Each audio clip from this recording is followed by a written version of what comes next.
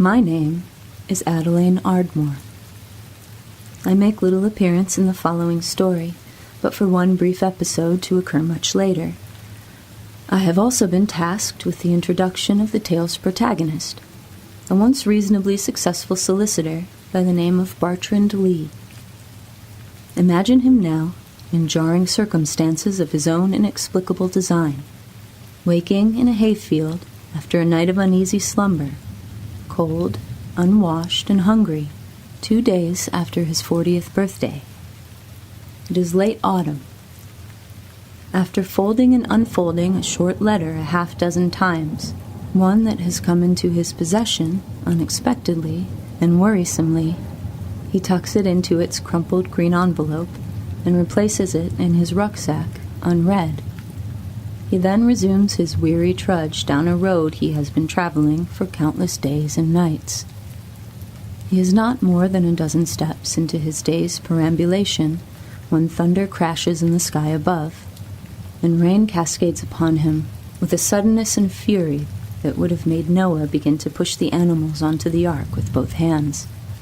I would have greatly welcomed the carriage that passed so conveniently by, had its wheels not dropped into an unfortunate rut at that precise instant, and showered me so extravagantly with cold water the color of rust.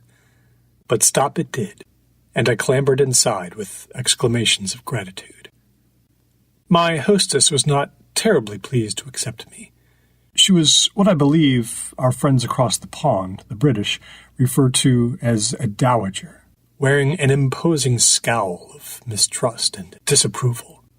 She commanded that I shake hands at once with a peevish Dachshund by the name of Mr. Faust.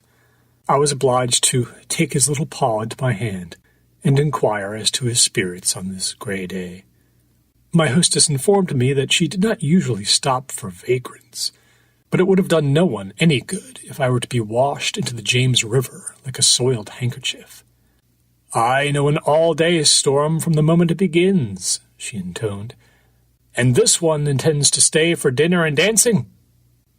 She was only traveling to the next town, 4 miles distant, but was good enough to inform me that it featured a mission that would probably take me in for the night. Somehow, our short journey ended with Mr. Faust having stealthily ventured from her own lap onto mine, where he perched, staring deeply into my eyes with as much menace as his shivering 6-ounce body could muster. In that anonymous town, which I'd become aware of the night before only as a slightly larger dot on a hand-drawn map where dots were few and far between, I stumbled into the first establishment that seemed like it could offer a sturdy chair in which I might collapse.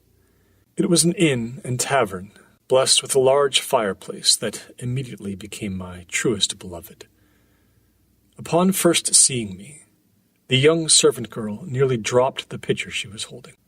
She pronounced me wetter than Poseidon, and insisted I pull my table closer to the fire. I placed with her an unusual request, that she bring me everything that was being offered that morning for breakfast, and then do the same a second time. Food, twice. My appetite, having been cruelly shunned since Tamworth, raged within my bones. To the girl's question of how long I had been walking, I responded after some calculation that I had begun in early June, in Minnesota. Her kind eyes widened with awe and pity as she withdrew, not quite knowing what to say. As she went to retrieve coffee, I stared into the fire, utterly exhausted from months of wandering, seized with a desire to do nothing more than lie face down in those embers forever.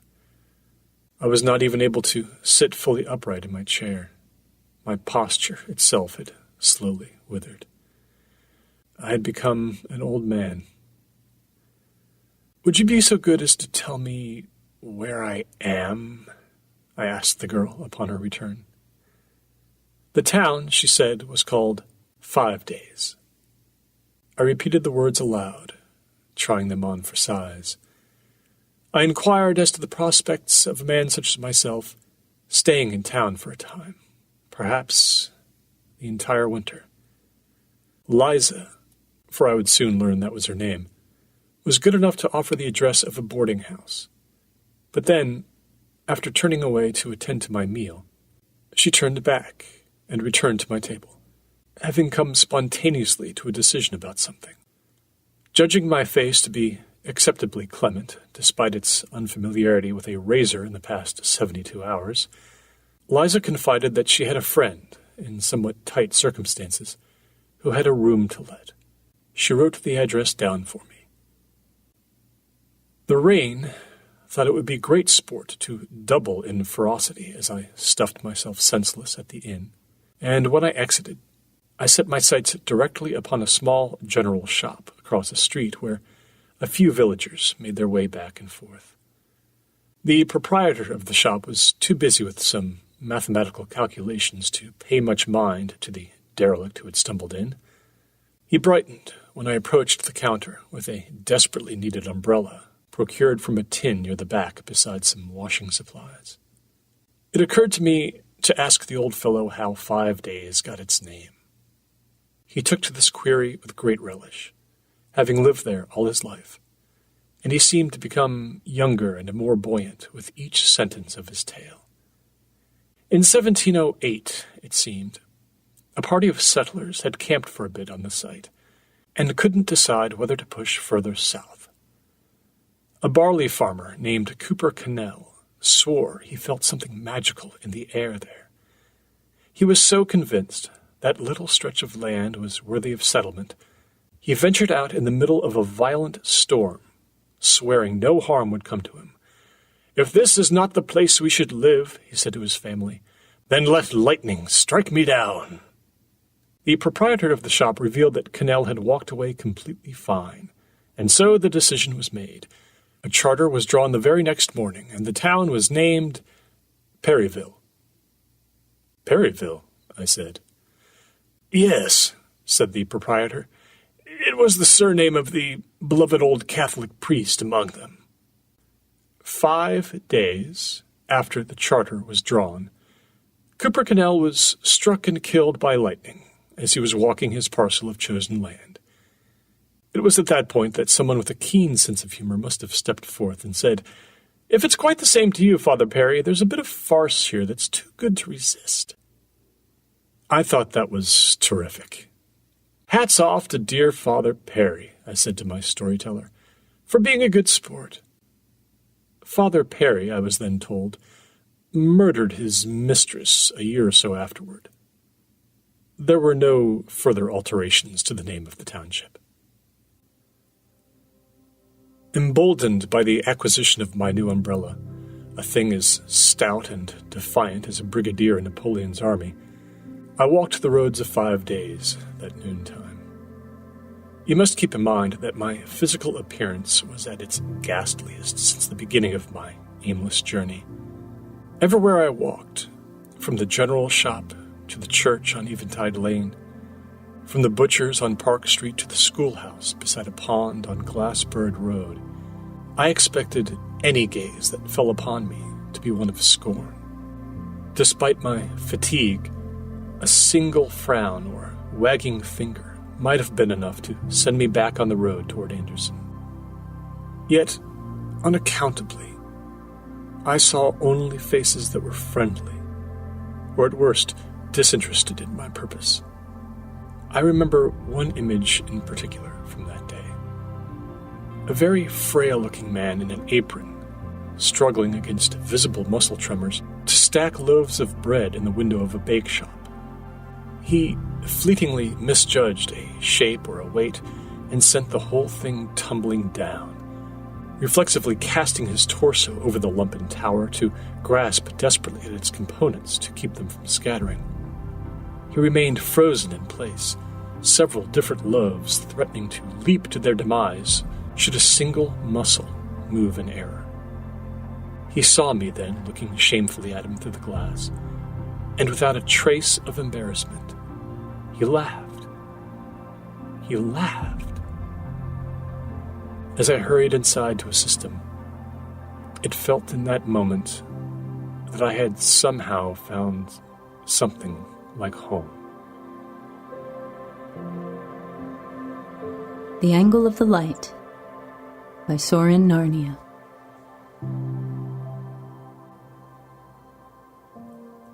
The woman who answered the door of the cottage at 10 Post Road 2 afternoons after my arrival in 5 days brandished a curly profusion of black hair that was a force of nature in itself. I announced myself as a potential tenant, sent on the recommendation of her friend, Liza, whose name I actually forgot in the moment, leading to a brief bit of embarrassment. By way of establishing my credibility, I offered that I was formerly a solicitor. "I'm Ada Lansing," the woman announced cheerfully, "and I'm not much of anything." She wore a simple peasant dress and wiped her hands on a rag, having just painted her kitchen.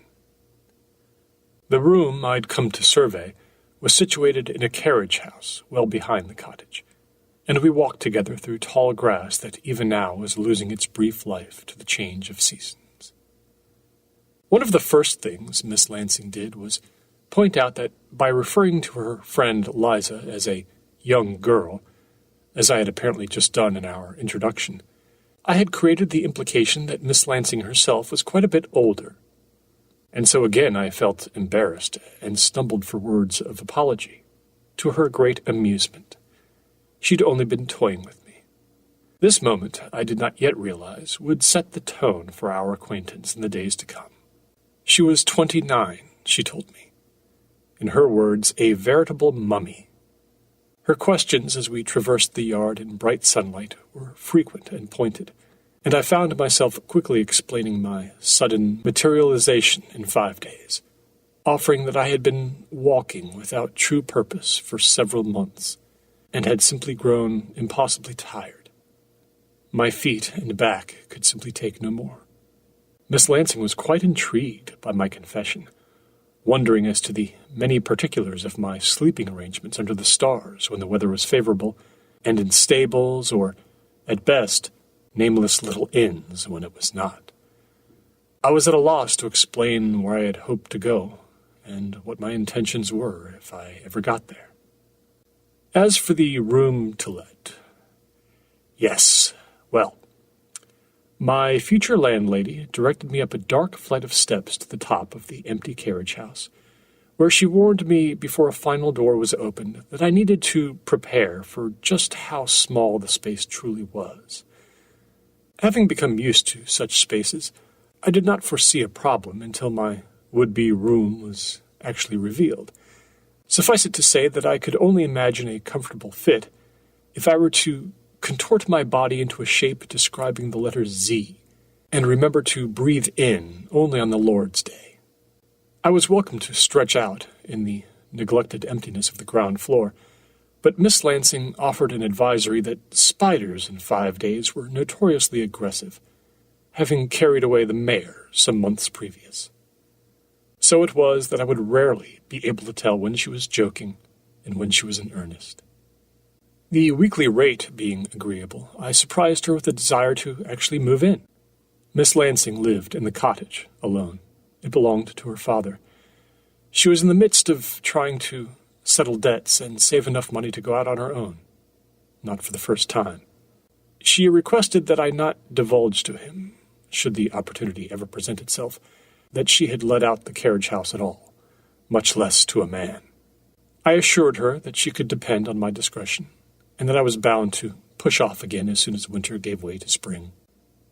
It dawned on me that I would need some sort of occupation in town to pass the time, something that did not necessarily have to pay, and most certainly did not have anything to do with the practice of law. As we left the old carriage house and returned to the sunlight in front of the cottage, Miss Lansing recommended avoiding every occupation she herself had attempted so far. These included flax dresser, school teacher, aide to a blind woman, assistant to a bricklayer, and barber. "I'd be happy to trim that haunted forest running roughshod over your forehead if you like," she offered. It was true. Between the two of us, we could have surrendered enough hair to keep the Army of Virginia warm throughout a second great rebellion. Miss Lansing's near-constant jewels of phrase caused me to recommend she try her hand at the writing of novels. "Oh, I failed at that already," she told me. "I once produced a page and a half about a basket of plums before I cried myself to sleep." A notice in the modest town newspaper brought me back to High Street 2 days later. Entering a small office wedged between the bank and the cheese shop, I presented myself to a Mr. Galvin, a plump man in spectacles, who greeted me from behind the messiest desk I have ever seen. I informed him that, although a solicitor by trade, I found myself, having several idle months ahead of me, intrigued by the published call for charitable volunteers. Unfamiliar as I was with the Ardmore Foundation, in whose premises I found myself now sitting, Mr. Galvin cheerfully explained its mission. The Foundation's particular interest was the appreciation and encouragement of the arts. A tiny staff arranged concerts, day outings for children to paint and write, grants to teachers, and sundry other efforts. It all sounded perfectly honorable to me. Mr. Galvin then asked, with a slight reddening of the face, if I had a familiarity and appreciation for modern poetry. Silence engulfed me. In hurriedly digging myself out of it, I blurted what I still believe was not truly a lie, which was that I respected the medium. "Stated with great diplomacy," Galvin said. To be quick, the absent Miss Adelaine Ardmore had recently envisioned a series of perched wooden boxes set around the area, to be filled with copies of poems she had taken a fancy to and felt deserved an audience, free for any and all to take. What the Foundation truly needed at the moment was someone to travel around 5 days and the surrounding area and make this business happen, arrange for the printing, construct the boxes, and so forth. I found this occupation so unusual as to be almost irresistible, and I asked if all of Miss Ardmore's initiatives were so unconventional. "Some," Mr. Galvin told me with a distressed sigh, "are far more so." Nothing would do then but an immediate introduction to a Mrs. Rand, who sat in a cubby tucked behind a frosted glass barrier that could not properly be called a door. At present, she was engaged in cutting some paper at a second-hand roll-top desk. She rose and offered me a gracious smile. She was quite small, and her handshake was very delicate, which suited her air of genuine modesty. Her blonde hair was long and straight and radiant.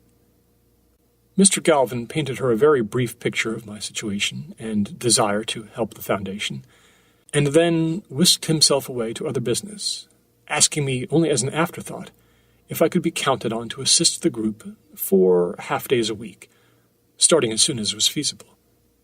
I affirmed to both he and Mrs. Rand that I was at their service. Left briefly alone with Mrs. Rand, I learned that she volunteered there most days, and had been doing so for about 6 months. She said she looked forward to working with me. A harried lad, cradling a dozen thick books in his arms, popped his head around the corner to inform Mrs. Rand that her husband had left a message for her, that someone named Mrs. Perrin would not be able to watch their children past 4 o'clock that day. Mrs. Rand excused herself briefly, apologizing profusely for seeming unmannerly.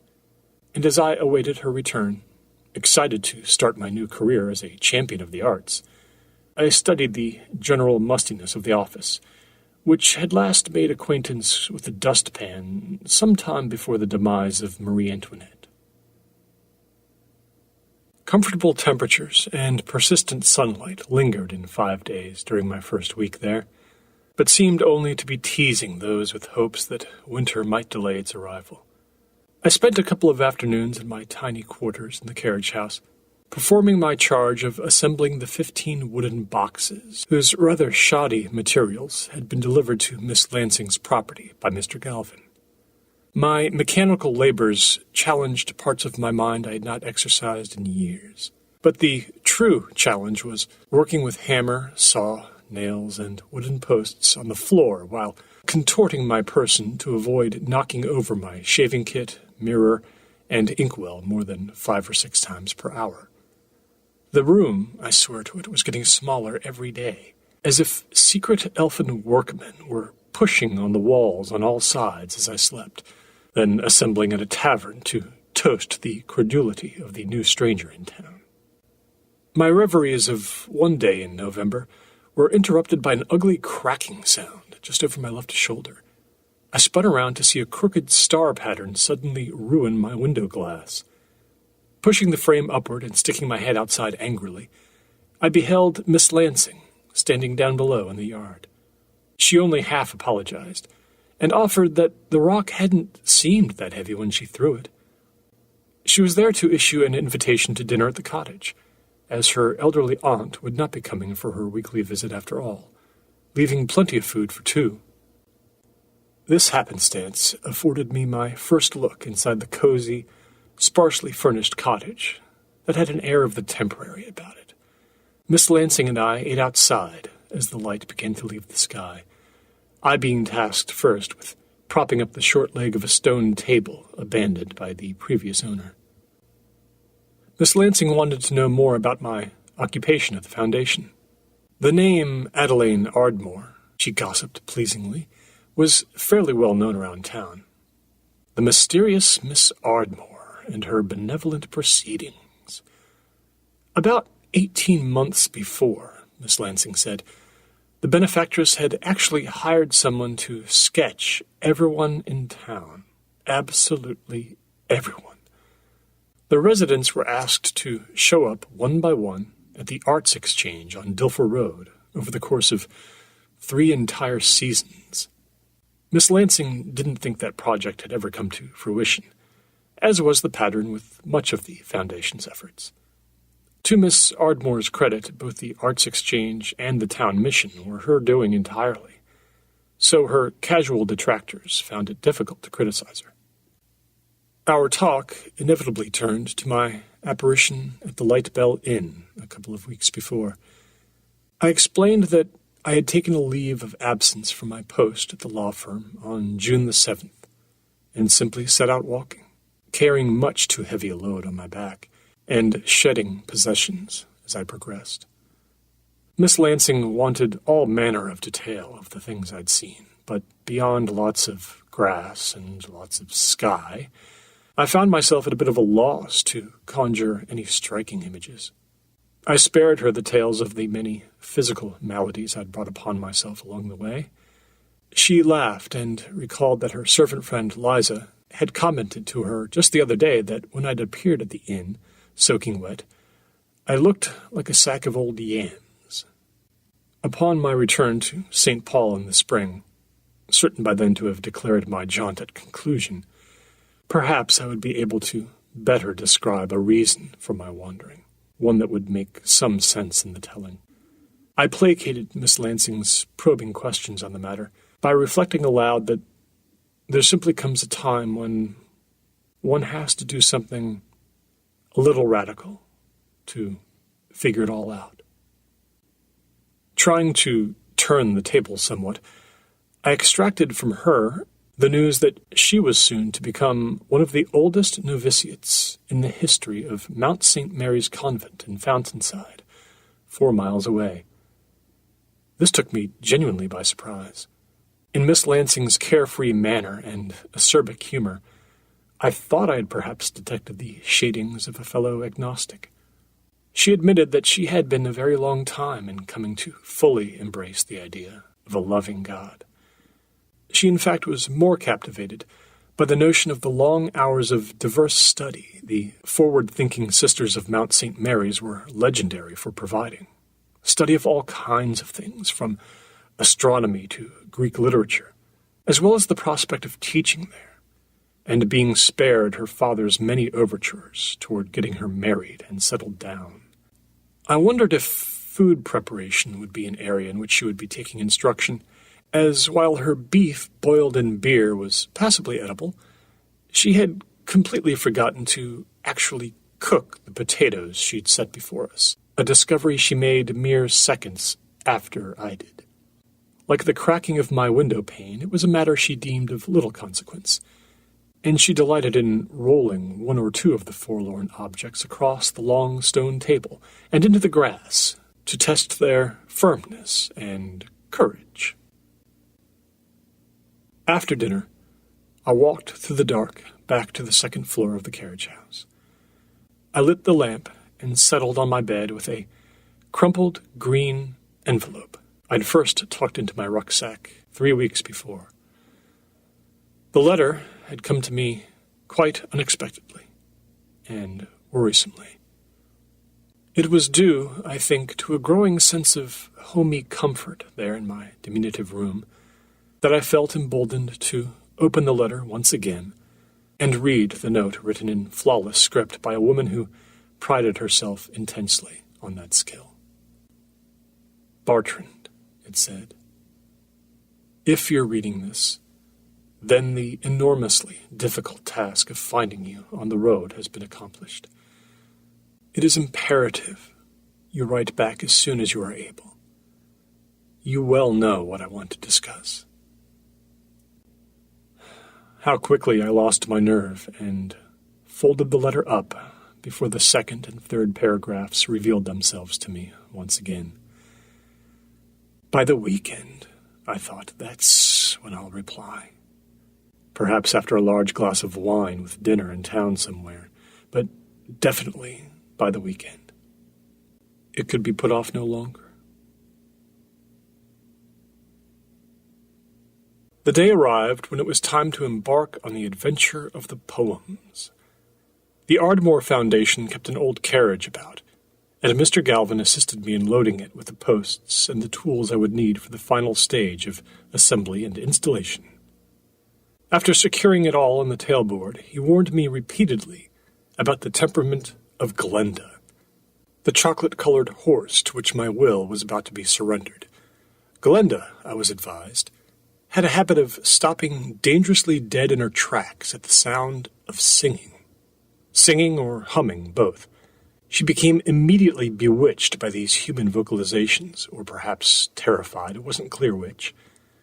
This was not some adorable affectation, Mr. Galvin told me. Nay, it was possible to be thrown clear off the carriage if Glenda had enough speed when the unwise suddenly succumbed to a musical passion. A smiling Mrs. Rand came out, carrying a valise filled with carefully sorted paper packages containing the loot we were to spread around the countryside, and Mr. Galvin helped her take the seat beside me on the driver's crest. He then handed me a hand-drawn map, apologizing for not being very good with drawing round shapes. It began with my childhood terror of balloons, he said by way of explanation. But we were already off, our breath pluming out before us in the morning chill, and I didn't catch the rest. I told Mrs. Rand I could honestly say this would be the first time I'd ever gone out to the country to leave a dozen poems and then come back. Like most other coy attempts at humor I had made with her in the preceding days, she met this comment with a shy nod, and the phrase she felt most comfortable with. Ah, yes. I typically received a half-dozen of these kind-hearted affirmations per day, as we filed paperwork and composed appeals to the wealthy for donations, and to vendors promises that bills would soon be paid, just not this month. Thank you very much. Mrs. Rand, I found out on our bumpy ride down Glassbird Road and all the way up Monument Lane, had been married for just about 20 years.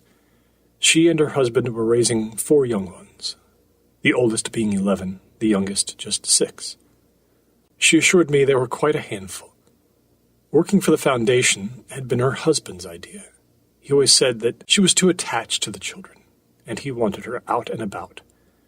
She'd lived in 5 days all her life, as had her parents, and their parents before them. She had never traveled beyond the state line, but didn't seem to mind so much, and seemed relieved when I reported that she was missing nothing in particular. Bundled up extravagantly to protect her tiny frame from the cold, she clapped her mittened hands for warmth as we rode, and looked appreciatively at the colors of the sky, cheerful as always, if a trifle reticent on certain points. While she never refused a single one of my questions, she was so demure that many personal details were only forthcoming if I patiently and doggedly dug for them. The posts I had assembled were not quite a match for the stubborn soil of the field behind Blank Farm, which was our first stop, but with enough sweat and unspoken profanity, I was able to get the inaugural effort standing without spilling a drop of blood. Mrs. Rand handed me 20 pieces of vellum on which had been printed, 20 times, a poem entitled Never Have I Known. Before I placed these into the dark blue square box atop the post, I took a moment to finally read the offering that the townspeople would no doubt soon embrace wholeheartedly on their walks and diversions through the area. What I discovered on that page was something very much unexpected. Mrs. Rand, seeing my puzzled expression, offered a sympathetic glance. What a strange business this poem was. There was no meter, and no rhyme. None. The lines spilled down the vellum, held together with nothing but the most random breaks in thought and imagery. Mrs. Rand herself admitted she had never read anything quite like it. It had come from a summer colloquium led by a lecturer and artist named Vanover Cranmarket, who, by all accounts, was the oddest man in town. This poem, I don't really know what to say about it. If this was the sort of thing Miss Ardmore delighted in, I thought it might not be long before the boxes were filled by angry readers with wet lard. Regardless, I inserted the stack, closed the little door, and declared that the masses could now come forth. After erecting 2 more posts, spaced about a half-mile from each other, Mrs. Rand and I lunched al fresco. Her appetite was in accordance with her slight frame, and it could be that the 5 crackers she carried with her never even made it to her mouth. I read more of the poems we carried with us, and found that each had been crafted in the same inscrutable style as the first. The names of the authors were, of course, unfamiliar, being either students of the inestimable Mr. Cranmarket, or his acquaintances, or familiars of Miss Ardmore herself, whom Mrs. Rand had never met. After sustenance, we traveled onward, taking the carriage all over creation, and erecting a total of 7 posts. A young boy even approached us at one point to inquire about our mission, and we sent him away excited to physically possess the first poem of his life. Although I suspect that once out of sight and mystified by the strange thing, he rolled it up and used it to spit peas at his school chums. In a fit of exuberance, uncommonly delighted to be outdoors most of the day, Mrs. Rand took a turn hammering one of the posts into the earth, and I am happy to report that my left index finger recovered from its ensuing injury within a couple of hours. Upon our return to town at 3:30, she asked me if I'd be kind enough to drop her at her house directly. Her husband had work each night until well past dark. He, too, carried a degree in law, though I chose not to mention the coincidence. I guided the surprisingly compliant Glenda down Spivey Road, and we pulled up to quite a first-rate house, from which I took the impression that Mr. Rand was effective in his trade. The horse had not even stopped her progress when an older woman in servant's clothes came bounding out of the front door excitedly, having seen us approach through a window. She informed Mrs. Rand that Daisy had swallowed something nasty at noontime, and that Thomas had been a thorough ruffian since 2:30. Taking this news completely in stride, Mrs. Rand offered genuine thanks for the lift, and followed the servant into the house. I could not wait to get home, realizing only when I was alone with Glenda how cold it had become, making me yearn fondly for the feeling in the tip of my nose. Mrs. Rand, of course, had never complained once.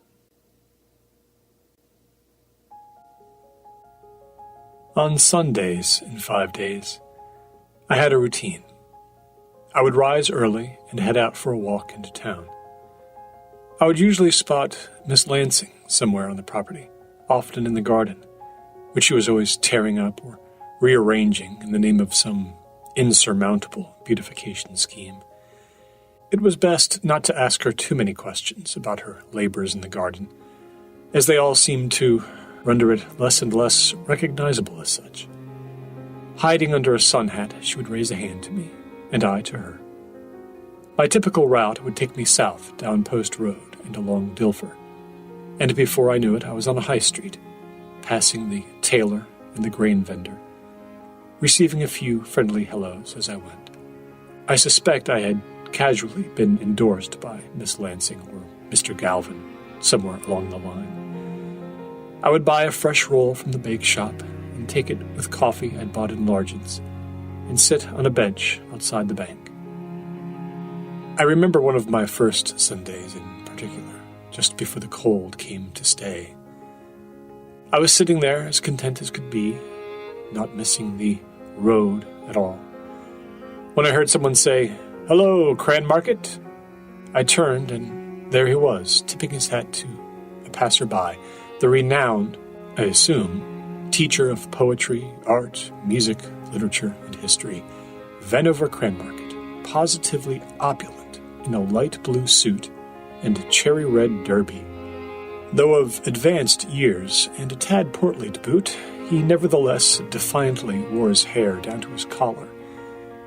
I did not make my introduction to him then. It was more than entertainment enough to merely watch as this specimen sipped tea at a table outside the laundrette, watching the comings and goings on the street with a contented air and a general smile for all.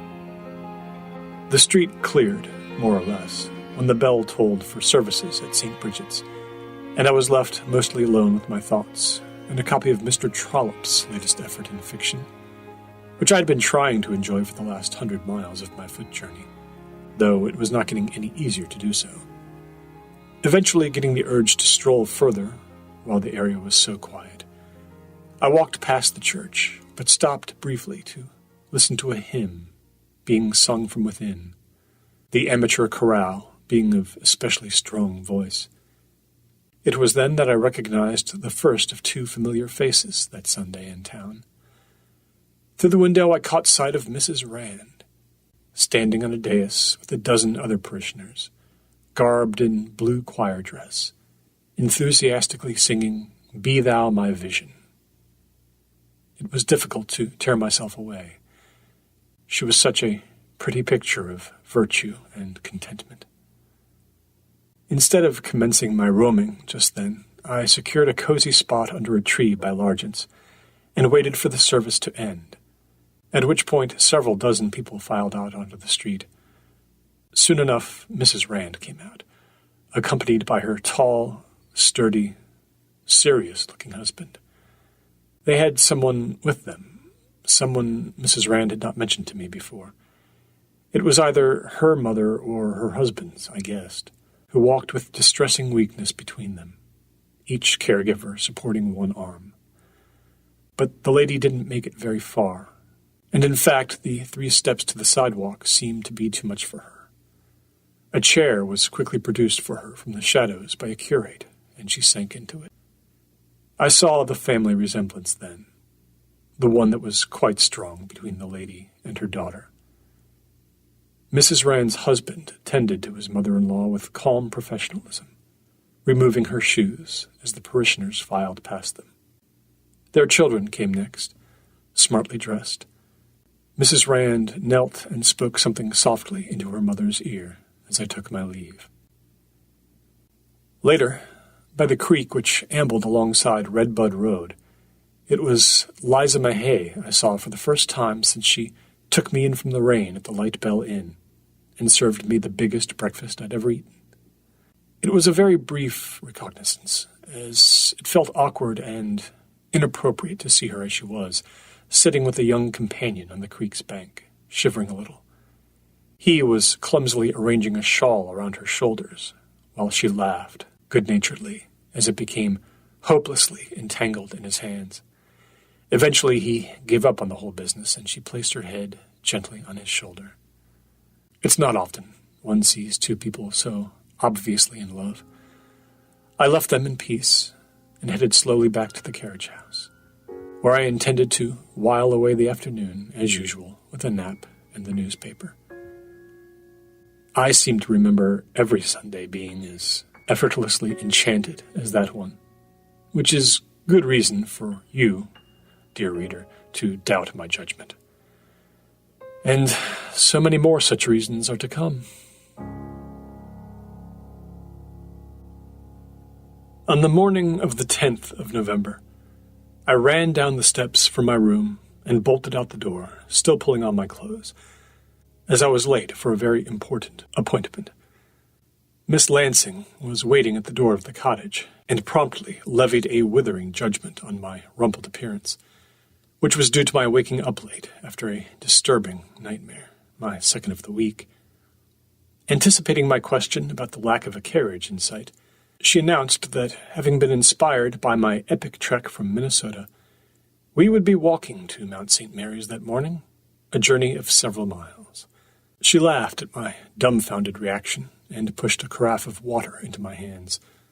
When I insisted that my shoes were woefully inadequate, she chirped that I was welcome to remove them entirely. So off we went. 8 times Miss Lansing was to go to the convent for a half-day of instruction and absorb as much from the sisters as she could as they prepared her for a commitment to the sisterhood. There would be lots of questions. Resigned to waiting for her for hours that day, I would apparently be welcome to wander the grounds and even have a bite to eat. Miss Lansing had come prepared and offered me a collection of stories by Jules Verne I'd been examining on her bookshelf. My more immediate concern was that she tended to become overly immersed in our conversation, and twice missed turns we should have taken, causing us to have to double back. She was titillated by my nightmare because she had the same one, about drowning, about once a month. Though to her, nightmares were something in which to take a grim sort of pleasure, rather than to be feared.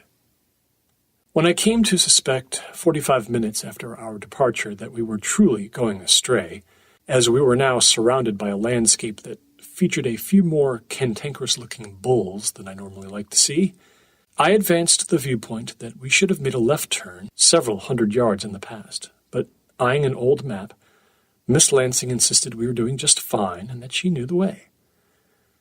When the road suddenly ended in a serene but uninviting swamp, she was ready with a quick rationalization, which did not convince me all was well. I knew the convent to be located squarely in Fountainside. She said we had well and truly entered the west part of that place, and that was that. Not one to shrink from direct eye contact, she stared me down, congenially enough, issuing a silent challenge to act contrary to her authority, and turned right with aplomb, leaving me little choice but to follow. Suffice it to say that 10 minutes later we found ourselves engulfed in an opaque forest, brambles clawing at our exposed bits, with no sign of the path Miss Lansing claimed would take us through, as if we were borne on the lightest phaeton. It was at this point that I decided to draw upon the considerable experience I'd acquired since June in getting utterly lost in the middle of nowhere, and state my case that it was the very first turn we'd made at the end of a round road that was the problem. A turn she'd ever so gaily declared just the sure thing to trim 10 minutes off the trip. She assigned my observation to the category of benign nonsense, and countered that but for one unexpected culvert that had come out of nowhere, we would by now have been delivered to our destination content as beavers. Well, this was, to put a fine point to it, an absurd thing to believe. As vengeful thorns nipped at my earlobes, and I swatted away branch after branch that Miss Lansing inadvertently flung in my direction as she led the way through that forbidding hollow, I told her I recognized this land from when I had first approached 5 days. But she reminded me I was little more than a heathen vagrant, her exact words, and that she had grown up in these parts. When we were finally released from nature's wrath, we came to a tall hill, suitable for an analysis of the terrain around us. After a silent minute, Miss Lansing nodded curtly to no one in particular, and said, "This way," turning to the east. But I was not budging, and asked her to detail the foundations of this new belief. She claimed she had quite suddenly recognized a faraway schoolhouse. "In much the same way," I said more loudly than intended, "as you recognized the tavern, which was not actually a tavern, but someone very cross that we were trespassing on their farm." She was now going to be late, and I asked her if she was at all concerned with the impression this would leave with the sisters. Being challenged turned her mood quite stormy. "We wouldn't be late," she said, "if you didn't argue at every turn. I may not get every last detail of our path correct, but my instincts will do the job if I can think freely." "Your instincts," I protested, "seem to be based on a set of facts lived by someone who grew up not in 5 days, but perhaps the unobservable portion of the moon." "Such an elaborate sentence for such a simple insult," she replied. "Please be more concise if we're to make it to the convent promptly." I made her a bargain. I would grant her one last directional gambit, the one whose debate currently occupied our precious time. I would willingly follow whatever path she picked in that moment, but not again. Within a quarter-mile of pressing on, we somehow found our hands and feet clinging to a treacherous vertical slope, the likes of which I had only read about in Edward Whymper's account of the first ascent of the Matterhorn. We had now become completely turned around, our next most logical action likely being the divination of our future path through examining tea leaves or the entrails of chickens. "If we ever do make it to the top of this ghastly mountain," I told Miss Lansing breathlessly, desperate to find a purchase in the crumbling stones and loose dirt we clung to, "you are going to do as I say."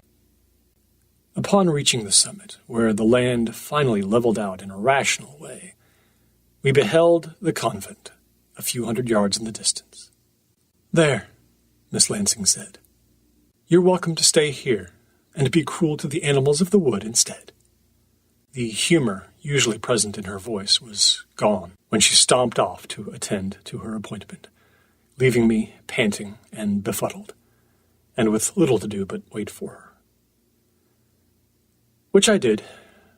Using the skills I'd acquired since June, I built myself a small fire beside a pasture, from which I could see the convent's bell tower. I tested a reluctant apology many times in my head as I read my book and got hungrier and hungrier, not feeling up to approaching the convent. I looked at and failed at identifying birds. I was standing in the exact same spot where Miss Lansing had left me when she emerged into view 4 hours after our arrival.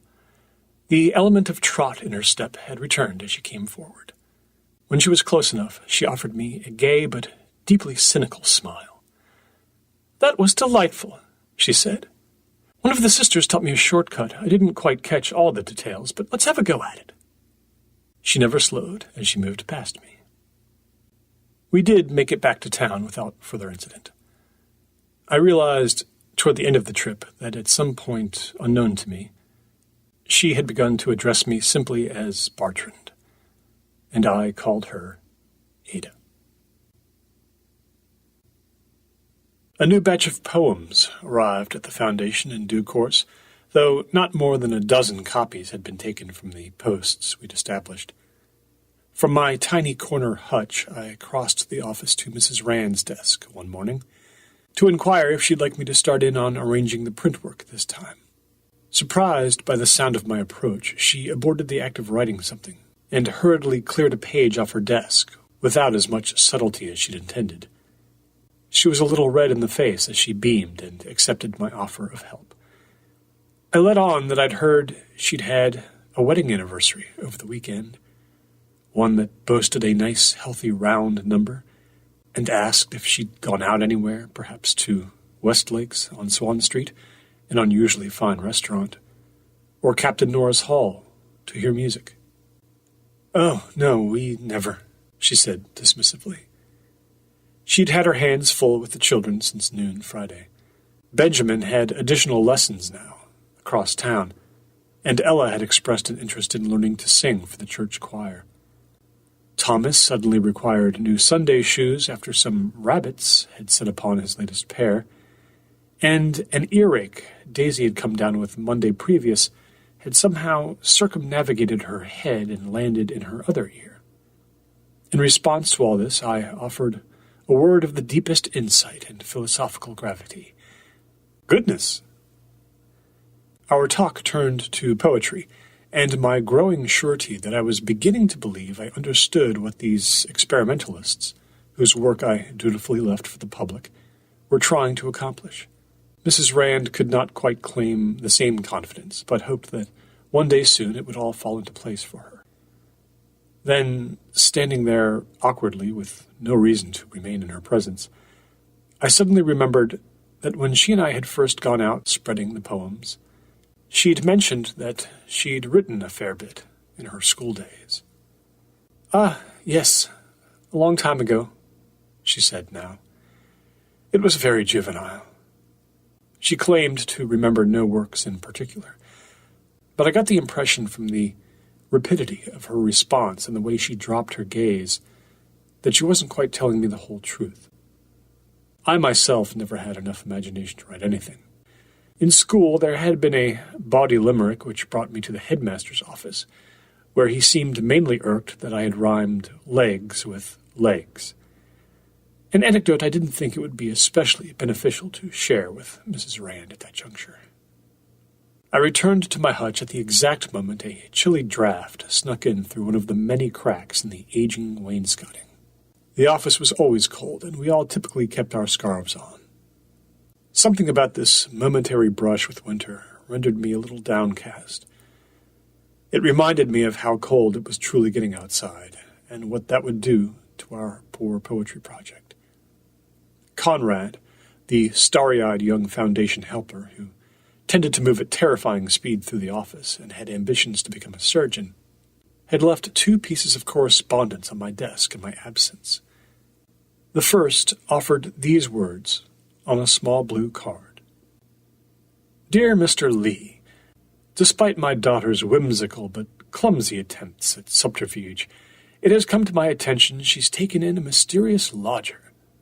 I should be delighted to meet you on Friday evening at 6 o'clock at 8 Waterwell Lane. There will be drinks, dinner, and dancing for a small group of friends, to which I sincerely hope to add yourself. Best, Arthur B. Lansing." The second letter was contained in a fine white envelope, which had been addressed to Poetry Sponsor, the Ardmore Foundation. Conrad had assumed I would be of most use in screening this, I suppose. After all, including him, it was just the 4 of us.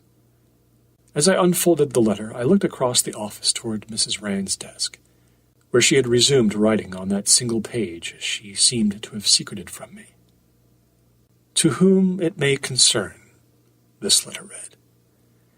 "I wonder if I could trouble someone at the Ardmore Foundation to assist me in deciphering one of the poems I took from a box near Blank Farm after having watched a man place a sheaf of copies inside the box and steal away again. I have read it several times, and am especially puzzled by the final lines. I've included the entire poem as I found it. I realize the Foundation is not responsible for the clarity of the content it tucks into these wonderful boxes, many of which seem to be doomed to collapse, judging by the looks of their assembly. But I would be ever so appreciative of any opinion on this matter. I think, but by no means am sure, that the poem is about a man coming to believe that his mistress has fallen in love with a ghost. What do you think? Sincerely, Miss Fiona Fleisch, 2 Bluebird Road, Taltair. Dear Miss Fleisch, I wrote in the privacy of my room that night, pausing only once when Ada knocked to let me know there was tea outside my door. Thank you for your correspondence. The man you saw placing this poem near Blank Farm was myself. I, too, have read it many times. I believe the woman in the poem has decided she would rather cling to the permanence of a ghost's incomplete affections than suffer her lover's rages and impossible promises. I have circled the line which made me believe also that, indeed, Teddy calling from the creek is a spectral being, and not of this world. I hope you continue to enjoy Miss Ardmore's project for months to come. Yours truly, Bertrand Lee. It was at the dinner party hosted by Ada's father that I made some new and interesting introductions. The house on Waterwell Lane was a modest one, though I gleaned that Mr. Lansing had done very well for himself as a shipping merchant, and occasionally as a business agent for a few well-known authors, though he unfortunately wasn't one to name-drop. He was a very cheery sort, and shook my hand with great energy before being pulled insistently away to the piano. Also in attendance was Vanover Cranmarket, garbed as boldly as when I had spotted him on High Street, and quite obviously enjoying his wine, the music, and the conversation. We were introduced by someone whose tenuous connection to the Ardmore Foundation wasn't clear to me, and I told Mr. Cranmarket I had read a fair number of the daring works of his students. I wasn't able to lie as effortlessly as I thought when he asked what I thought of them, but his eyes retained their contented glow nevertheless. In expanding the boundaries of the arts, he told me in a faint Scottish accent, there must be those who fall on their swords so that heroes can some day follow. And, sir, in that first rank of the fallen and the scorned, I have always felt most at home. We discussed Trollope for a time, finding ourselves on very much opposite sides of that debate, and eventually we were summoned to our meal. There at the table, seated beside Ada, another surprise was waiting for me. Just 2 chairs down to my left was Mr. Rand, seeming even taller than when he'd appeared on the steps of St. Bridget's, yet his wife was not with him. His presence made me feel awkward and guilty, though I couldn't really say why. Ada was helpful in distracting me with whispered local gossip, and Mr. Lansing as well kept us all entertained with stories of Ada's late mother, who passed away when she was just 11. The toast of the evening was to new friends, and I found myself singled out. There has come to our town a man of some mystery, Mr. Lansing decreed, standing at the head of the table, raising his glass. Whatever his intentions, let the word go forth that he has been commended by my daughter for his courtesy and neatness as a tenant, and his tolerance of lodgings that can barely fit 2 eggs side by side, much less a grown man. There was laughter, and I was asked to stand and say a few words on my own behalf. I don't remember what I said, but I am sure I managed to leave my fellow guests just as confused about who I was and why I had come to 5 days as ever. After we all dined on a lovely, rare roast beef, Yorkshire pudding, and carrot cake, Mr. Rand was bound to come across me in the main room amongst all the socializing. And he did. When I told him that, in addition to being a solicitor of no renown, on extended holiday, I had been filling my time now and again with some work at the Ardmore Foundation, he was genuinely surprised. "Then you may know my wife," he said.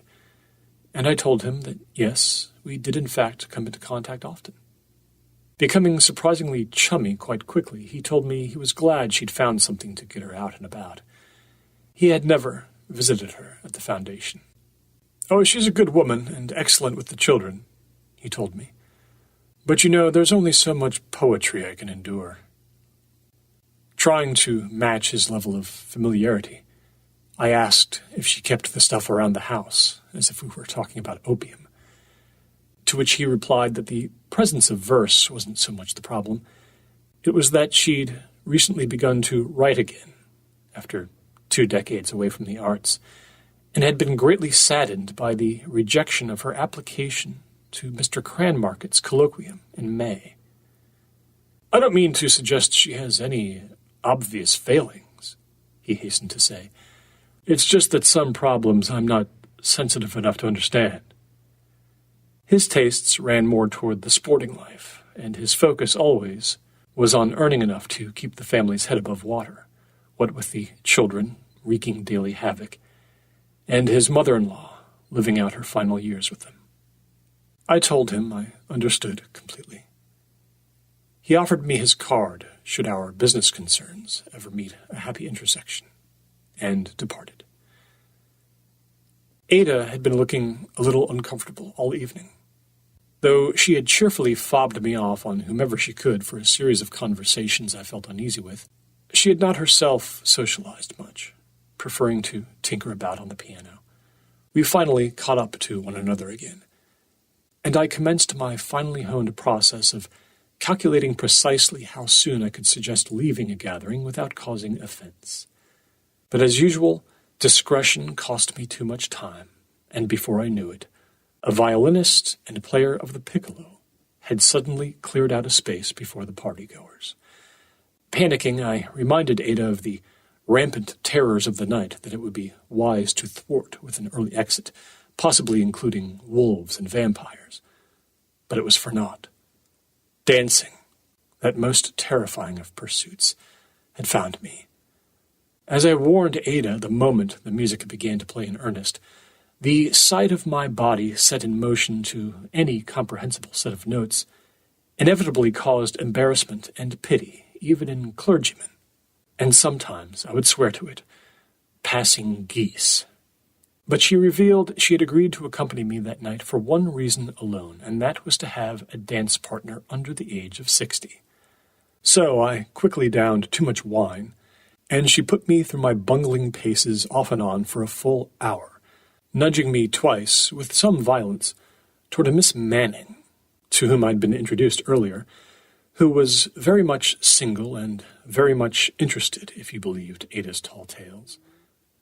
I was able to survive that whole confusing scene solely because Vanover Cranmarket's copious gyrations stole everyone's attention again and again, with some frightened onlookers seeming about to make the sign of the cross as they watched him hop and wiggle across every square foot of the room, whether partnered or not. Ada hugged and kissed her father upon our departure, and as an aside he asked me to look after her for the time being, and if I'd perhaps agree to a 50-cent decrease in my weekly rent in exchange for marrying her and whisking her back to the Midwest. This earned him a rather serious glower from his daughter, and we left.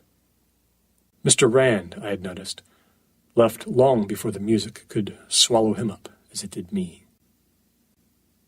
Sleepy with drink, I didn't say much as Ada and I walked back to Post Road. The next day I detected a bit of coldness from her, which I sensed had to do with her disappointment at my inebriation and its attendant sullenness. I know only that as we'd walked home, she told me a tale of her mother, which I heard only faintly and retained not at all, for which I remain sorry even now.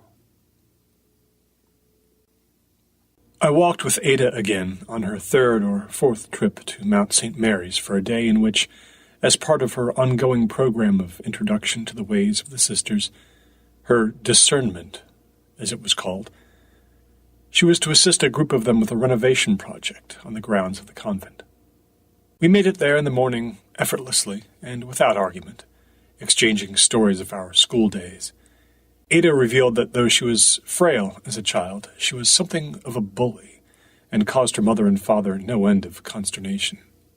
If it hadn't been for a spectacular, tears-inducing tumble on some ice in front of the entire school that taught her the concept of humility and set her on the course of good, she was convinced she was destined to become a fairly successful pirate. This time I stayed on the grounds for a while, wandering alone along their perimeter, admiring the old stone architecture of the library, the cloister, the refectory where I saw 3 nuns through a window laying out a table for a meal. I absorbed the silence of the woods around the property. I had with me a new letter from Miss Fleisch. Once again it had been delivered with unusual speed from a central post office approximately 12 miles to the northeast in Taltair. Miss Fleisch had come to frequent the poetry boxes and send comments to the foundation when a work struck her in just such a way. At first, I'd felt a trifle odd about communicating back and forth with a stranger, but soon enough I selfishly told Conrad that any correspondence from Miss Fleisch should be routed directly to me, since her observations were quite perceptive and had helped me understand the poems much better. In fact, she had explained that one I had thought was an extended metaphor for death was far more likely to be merely about the act of painting a fence and nothing else, which frankly came as a bit of a relief. I read her latest message as I sat on a stone bench, shivering a little as I nibbled on bread and jam and drank tea from a covered mug. Miss Fleisch offered thanks for my explanation of how I had come to work for the Foundation, but wanted to know more about the months and even years leading up to my appearance in 5 days. And so, with seemingly all the time in the world at my fingertips, I began work on a response, indulging her to the extent I felt able. The day drew out, and though I had intended on a brisk walk to fill out the wait for Ada, I found myself becoming very lazy. There was an old barn standing alone in a field on the edge of the convent grounds, and when I discovered it contained impressive stacks of straw, I took to sitting on a stout bale of the stuff and dozing off a bit with the afternoon sunlight shafting in through a window above me. I awoke some time later to the agonizing sense that a large block of time had slipped away from me, and was greeted by the sight of someone nearby, having, like myself, assumed a sitting position atop a bale in that golden light. It was one of the sisters, smiling kindly at me, her face soft and aged. Unlike me, she had not toppled over in sleep like a clumsy dog, and thus had no need to apologize for her bedraggled appearance. I had to pluck a piece of straw from my hair, in fact. She assured me my presence there was quite all right, and now that I had awoken and she could see my eyes, I looked quite familiar to her. It came to her momentarily. She believed she had seen me out on the old Conduit Road a month before. This was very possible indeed, as that twisty 40-mile road had been my home for 3 consecutive nights. The old woman told me that the circumstance stood out very clearly in her mind. Making her way back from Ashcake after a trip to visit her sick brother, she had stopped momentarily upon seeing me curled up on a blanket under some trees. I had been deeply asleep, she said, but that sleep had been visibly disturbed by bad dreams. I did not look happy, she said. She had chosen not to wake me, and instead continued on her way. I told Sister Miriam, for that was her name, that I was, perhaps, not the happiest of men on that day. But I was better now, and safely housed and productive, and there at the convent attending a friend. She knew Ada, and commented that she had already become fond of her. "Such hair," said Sister Miriam. Yet she wanted to hear more about my former unhappiness and the cause of my bad dream. But that afternoon, even with the lovely sunlight and her nurturing way, it still felt too tender to speak of all that. I did offer that I had begun to walk in Minnesota under the shadow of bad times, hoping that the journey would somehow present an answer to a sick heart. And at this, she quickly engaged me in a happier discussion of the great hikes she herself had completed over the years, including a couple of solitary excursions into the Shenandoah Mountains that I would not have attempted for all the world. During the war between the states, Sister Miriam had even once walked from Williamsburg to Richmond to offer her services at Chimborazo Hospital. She excused herself and left to return to her duties, and I had to wait only another few minutes for Ada to emerge with tales of nuns even more colorful than my new friend.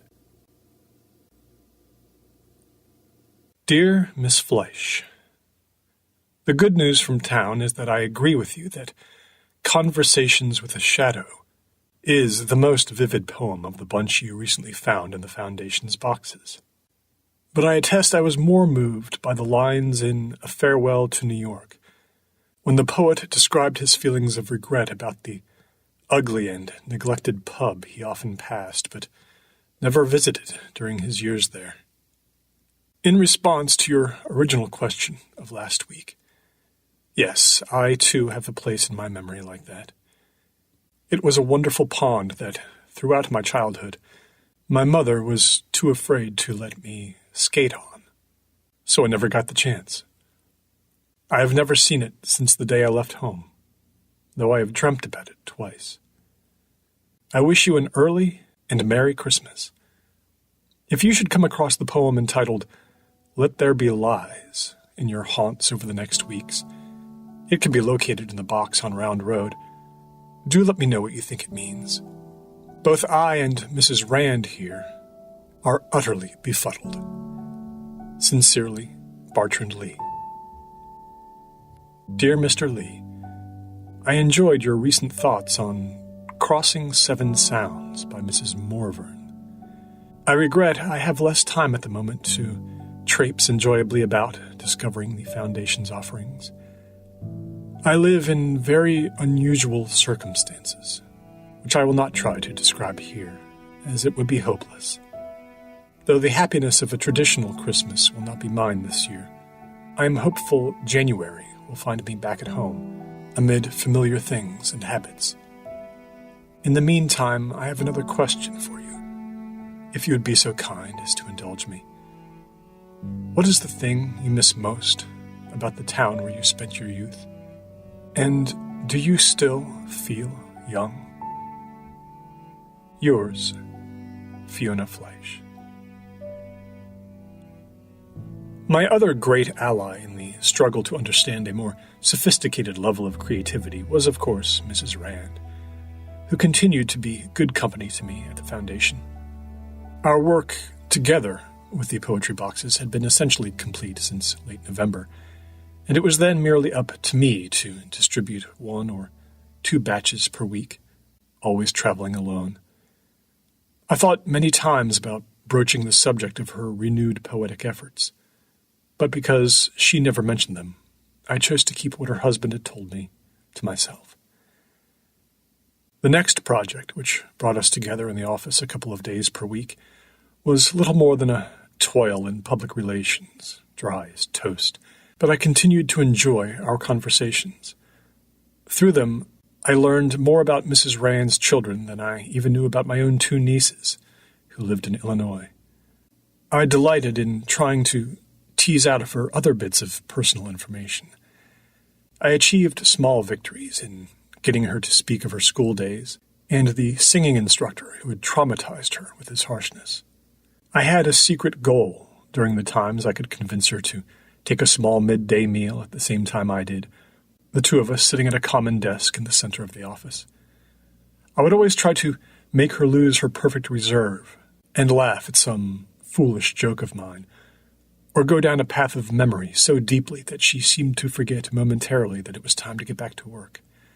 I was cautious to keep my jests and references quite conservative, as she blushed fiercely at any phrase or concept she wouldn't feel comfortable discussing with the pastor at St. Bridget's, where she also donated hours of her time, always keeping extraordinarily busy, in stark contrast to my idleness. She walked 2 miles back to her home each afternoon at 3 o'clock. Her husband never did come to visit or collect her. Late one Friday afternoon, I noticed that after receiving a message from home which seemed to distress her, she exited early, but left her mittens behind on her desk. The weekend was predicted to be a foul one, and it occurred to me that the charitable thing to do would be to walk just a bit out of my way en route back to the carriage house and drop them off. I remembered the location of the house well enough and arrived just a little after dark.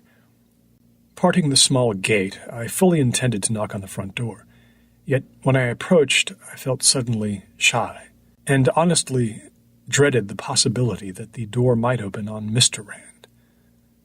I felt foolish, though, just leaving the mittens there and departing, so for a good half-minute I merely stood, indecisive. It was then that I heard voices from above me, through a window on the second floor of the house. Mr. and Mrs. Rand were arguing quite severely. And oh, how embarrassed I was by what I heard, yet how unable I felt to stop eavesdropping. I had not thought it possible that Mrs. Rand was capable of even raising her dulcet voice, just as I thought her soft, blonde hair was incapable of falling out of perfect arrangement even for a moment. But she was somewhere above me, defending herself from her husband's ire in a volume that almost matched his own, though her words lacked the bluntness of his. The subject of the argument was the burden placed on the family by continuing to board and look after her mother, who, Mr. Rand was insisting, needed much more focused and educated care than either of them could provide. The details of the debate were muddled and lost to me, but I heard enough to paint a picture I did not wish to see. At some point I hastily positioned the mittens atop a flower box and withdrew. Feeling suddenly restless, I made my way through the cold to the Light Bell Inn, where I went each Friday night for the excellent beef stew made once a week by Mrs. Peets, whose age was so great as to be likely incalculable by modern means, and whose contempt for the young, meaning anyone under 60, was as famous as her facility with paprika and seed of celery. There were several other patrons in the place that evening, and I sat absorbing the chatter all around me, soothed by it. My servant that night was not Liza Mahay, whose face I had become accustomed to, but a harried, red-haired girl who informed me that Liza had become engaged that very afternoon and had excitedly made her excuses at the inn to be with her family. I sent along my congratulations. I was not halfway into my meal when I looked up to behold a presence standing at my table. Ada had appeared, wrapped in a veritable mountain of winter clothing, much of which she'd made herself.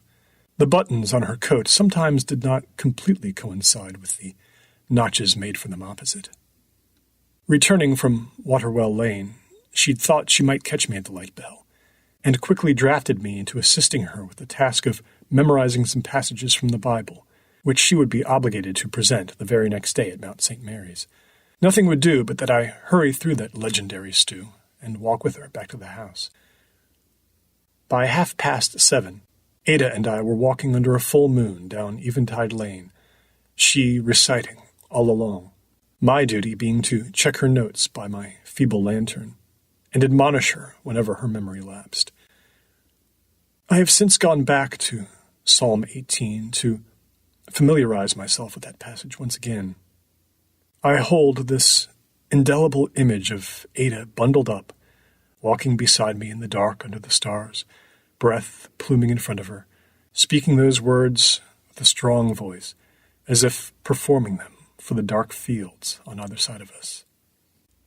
As we approached her cottage, she fell silent for a time, more concerned with making constant tiny adjustments to her clothing to promote the greatest warmth.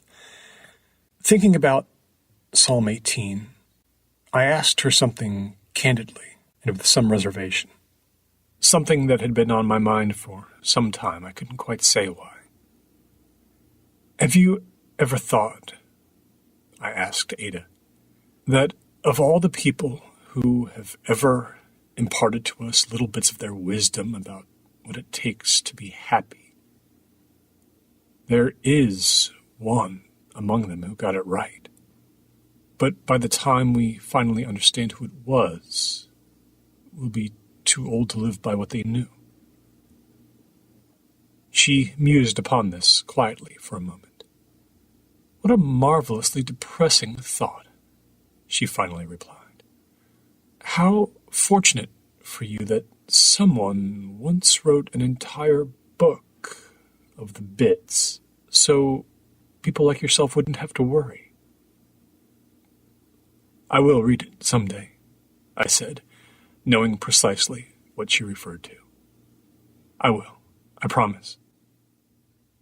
As I recall, we said nothing else until we parted at the cottage, me climbing to my tiny room once again as the new year approached. For who is God besides the Lord? And who is the rock except our God? It is God who arms me with strength and makes my path perfect. He makes my feet like the feet of a deer. He enables me to stand on the heights. He gives me his shield of victory, and his right hand sustains me. He stoops down to make me great.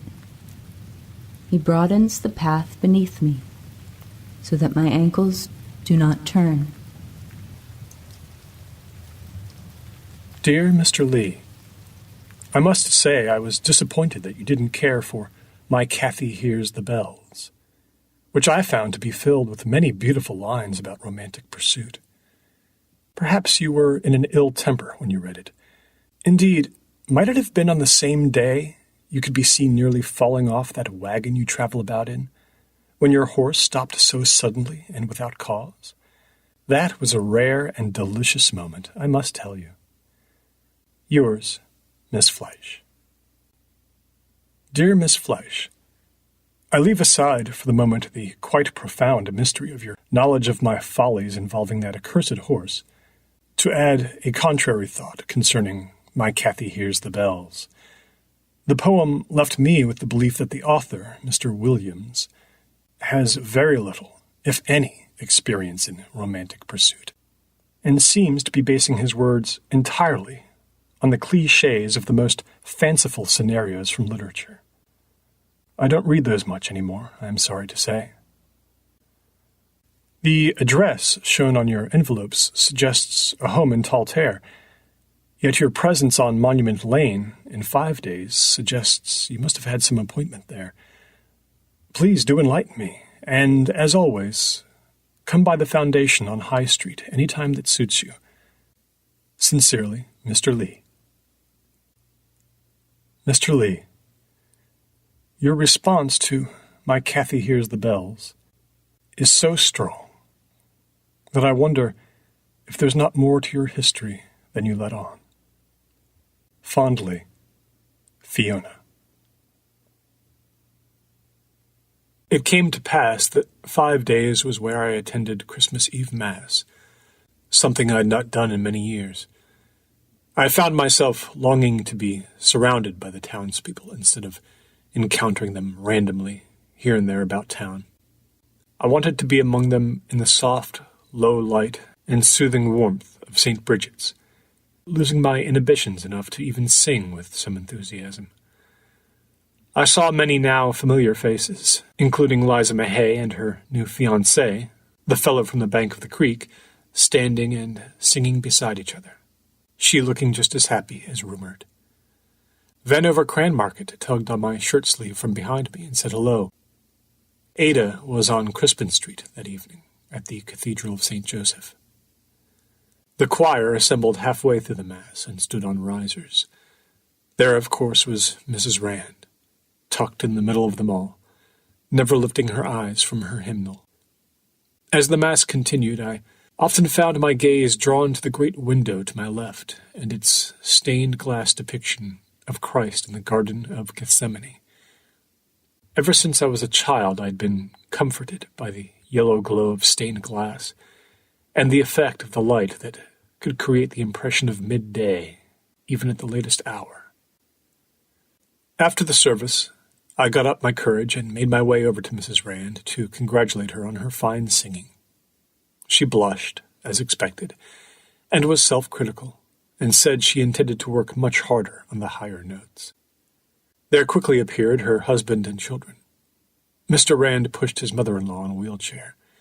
He seemed to have forgotten our meeting at Mr. Lansing's party, but then acknowledged it in a distracted, perfunctory way. The children regarded me shyly, and past tales of their rambunctious exploits and occasional assaults on the public peace and decency seemed to clash with their reserve at St. Bridget's, as if they were intimidated into silence by this sacred setting. When I stepped forward to make my introduction to the elder Mrs. Rand, she tilted her head and her eyes grew wider. "Johnny," she said. Puzzled, I remained quiet and looked to her daughter for guidance. She crouched before her mother and told her that I was not Johnny.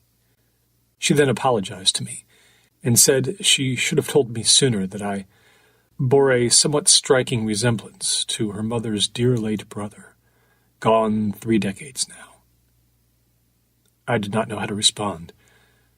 The moment seemed to give Mr. Rand license to break up our little scene by reminding the family it was time to return home. I was actually one of the last to leave the church.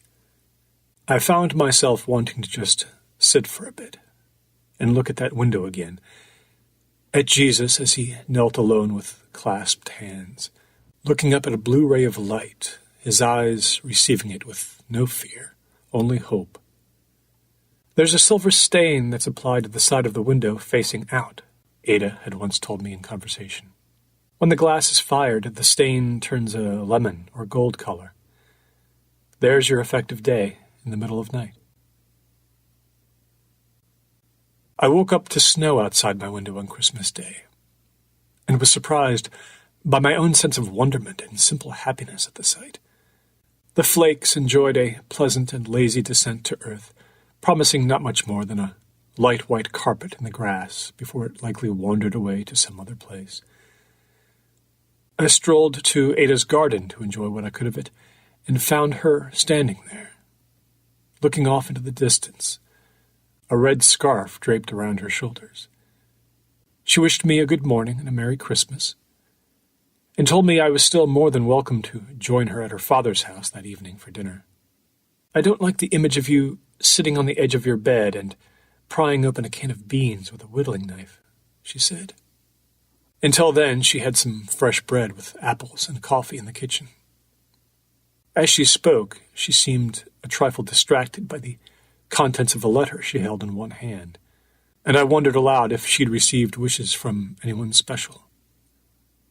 The letter, she told me, had been delivered by hand 2 days prior, but she found herself unable to throw it away. The letter informed her that the Sisters of Mount St. Mary's regretted they could not extend an invitation to her to become a novitiate in their holy order. I was dumbstruck, so much so that I asked to read it and took it from her limp hand. She moved to the edge of the garden as I did so and sat on a stump, wrapping her arms around herself, tilting her face to the sky. It was true. They had not been convinced that Ada's relationship to and embrace of God was as strong as it needed to be to continue her instruction in the way she'd planned. They wished her well and bade her come to discuss their decision at her convenience. I seem to be running out of options, she said as if addressing the air itself more than me. She blinked the snowflakes away. It's good that the sisters found me out, she went on. I'm not my mother. Maybe I do just want to take instead of give. But I'll never be owned. She laughed bitterly, sniffling in the cold, then fell quiet. I offered lame words about how there was still so much possible, but Ada was not terribly impressed. Anxious to turn the day, I decided on the spur of the moment that it was time to reschedule something I had had in store for her. I asked if she was ready for a lovely walk in the light snow to put her worries behind her for just 1 hour or so. I promised her the surprise of the year, a reckless promise perhaps. You don't want to drag me out to read one of those ghastly poems, do you? She asked, and only when I assured her that such a dark fate was absolutely not in store. She obliged, and we were on our way. We trudged up Grand's Hill and took Good Luck Road to the north, past Holy Day Cemetery and the sawmill. There, an 8-year-old Ada had once spotted the tallest, most enormous mound of dirt ever known to 5 days, and had gleefully trespassed on the property in order to mount a daring ascent. Coming back down, she'd twisted her ankle so badly that one of the mill workers had to come out and rescue her. Toward the end of Good Luck Road was a long, mildly dilapidated wooden structure, painted a bold red color. It bore a sign that read, simply, Arts Exchange.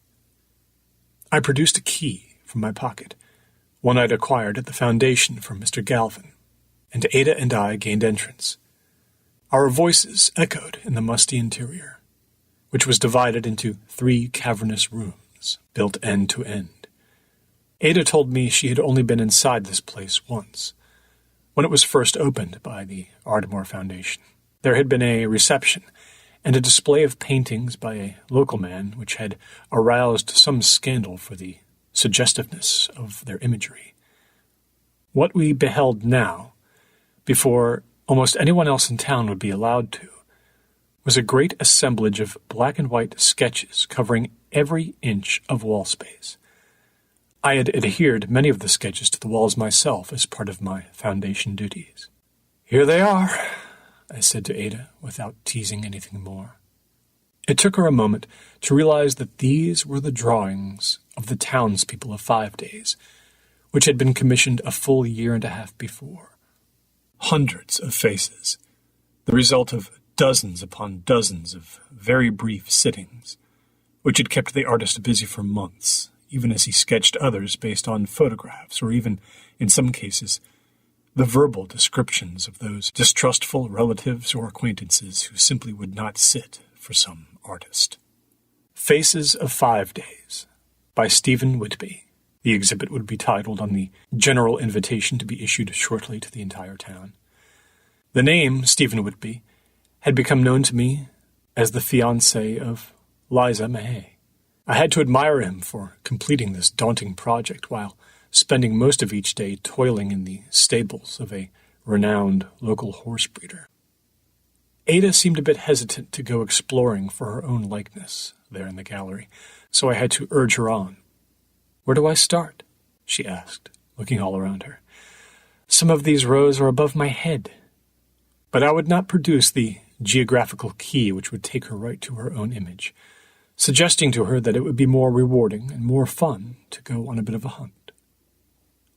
For the next 20 minutes, I followed Ada from a short distance as she wandered the gallery, pausing over many of the likenesses, noting how well, or in some cases, how unusually, the people she happened to know had been captured by the artist's charcoal renderings. Only in rare cases did the sketches show anything more than the head and shoulders of the subject. Sometimes the backgrounds were dark, sometimes shaded much more lightly. Mr. Whitby had long been aware of the planned checkerboard pattern of display inside the gallery and had varied his approach to match.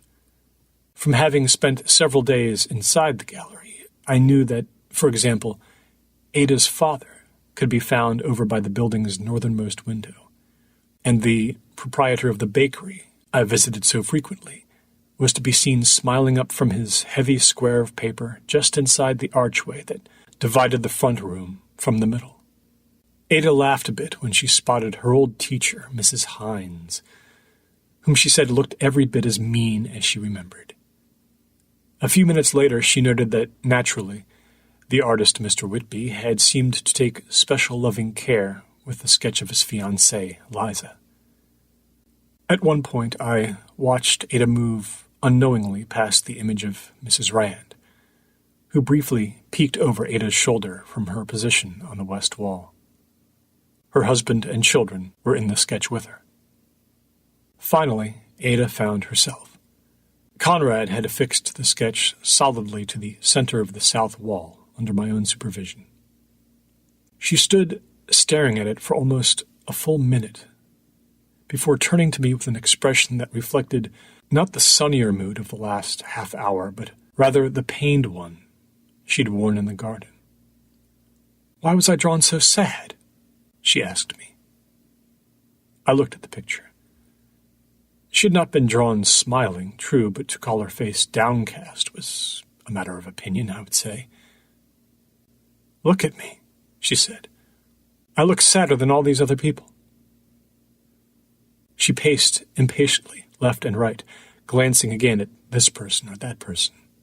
I don't think I had seen her so genuinely upset. I tried to reassure her that it was most likely the tenor of the day that was causing this impression, but she was adamant. "Take it down. Surely no one will miss it. At least till after everyone comes the first day." In ordinary times, I might have tried to joke her out of this notion, but I told her that yes, if that's what she really wanted, I could arrange that later without too much difficulty. We left the gallery and went back out into the gentle snowfall. Before we parted ways that day at her gate, I asked Ada cautiously if she'd had a sort of backup plan in case things had not worked out with the Sisters of Mount St. Mary's. "Not this time," she said. Resolving her financial debts without her father's assistance had taken some doing, and it had meant becoming indebted in other ways, which she chose not to explain to me. I asked her then what I had been wondering about for some time, for how could I not? "Did you ever," I inquired, "entertain the notion of marrying?" "I was to be married, if you must know," she said abrasively, removing her mittens. "I was 18 and he was 20. I got to watch the doctors take him away when his faculties abandoned him for the last time." With that, she turned her back to me and went into the house, leaving me standing there, wordless and cold. I chose not to go with Ada to her father's for Christmas dinner, instead taking in the evening mass and then returning to the carriage house alone. She didn't seem to mind. But at a little past 9 o'clock, as I was attempting to whittle an owl for my niece and nearly taking 3 of my fingers off in the process, I heard a loud rap at the door of my room. Opening it, I found Ada standing there, having ended her visit with her father earlier than she had told me she would. "Why are you here?" she asked me without even the pretense of a greeting. I found myself flummoxed by the question and temporarily unable to speak, so she clarified. "Why are you here in 5 days?" I retreated from the door and allowed her in. I took a seat on the edge of my bed, and she settled on the other side of the room, in a creaky wicker thing she'd scavenged for me from her neighbors to the north. She possessed a fiercely determined look in her eye now, one I'd seen before when we'd gotten lost trying to find the convent. I had learned that there was no defense against it, and that capitulation was the wisest move. I told her I had been married for 7 years, and that in January, after a year of great strife between my wife and myself, it had ended in divorce proceedings. Quite quickly there was nothing left of the parties in question which bore any resemblance to what either person had been before the end of love. I told Ada, there in the room she had let me, with the snowfall long since ended and Christmas of that year almost a memory, that as bad as I had imagined the wounds suffered on both sides could become, they had become worse, until I was left with just one desire: to physically walk away and not stop, and hope that time and separation would somehow heal Christine, who seemed, when I had last seen her, unhealable. All legal issues settled, it felt to me that becoming a homeless person was the only suitable script to match the state my mind had reached. "And now?" she asked. I told her I didn't know. I was so tired of walking. I was out of money. And now the leaves were gone from the trees, and I was far away from home. "But there are moments," I said, looking at the floorboards, and after that I offered nothing more.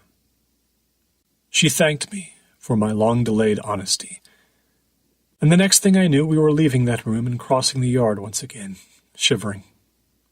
We wound up playing backgammon at the cottage, Ada reckless as always with the doubling cube, but somehow getting more and more lucky with the dice until by midnight, when the magic of Christmas fell away for good without either of us noticing, I was $4 in her debt.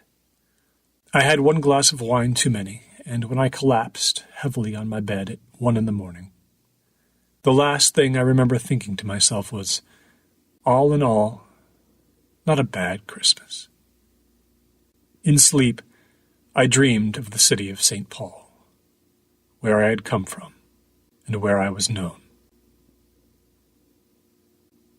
Mrs. Rand's mother, Olivia, who at 20 had won a prize for an essay on ornithology in the eastern United States, passed away on the 8th of January. I attended the funeral. The sun came out that day, and the winds were very calm. As I stood with others near the graveside, I could not stop thinking about a man I used to know, one of the veteran founders of the law firm I'd taken leave of, perhaps the most dignified man I ever knew, even at 70, always impeccably dressed, a feature at gala openings and dinners, endlessly erudite, so many social and professional connections. His heart failed him, and he collapsed and died one day on a quiet street as he was walking to see a friend. His shoes came off his feet. A child found him all alone, unnoticed, not much different than a bird, or the leaves around him, which had also had their day and ultimately passed with no one to see. I would have liked to tell Ada of these thoughts, because she would have no tolerance for them, and with one double-layered, funny yet cutting remark, my sorrows would have been messily broken, if only for a few moments. But she was not there. After the burial, I expressed my condolences to Mrs. Rand, who thanked me more than once for coming, and I excused myself. Following a map I'd drawn myself, I rode a horse borrowed from a neighbor of Ada's under the midday sun across the river toward Taltair, which, coming from the north, would have been one of the next destinations on my foot journey, had I not detoured into 5 days. The scenery was much the same as that of 5 days, but dotting the landscape here and there was the sort of luxury, even ostentation, that we were not quite acquainted with. Bluebird Road was a long, narrow affair, columned by carefully spaced sweet gum trees, and ending at a stenciled gate flanked by stone columns. Beyond them was a lane winding toward a house 4 stories in height, with a well-tailored lawn marked by hedges and a dormant fountain. I saw stables and a small guest house, and what I believed were probably servants' quarters.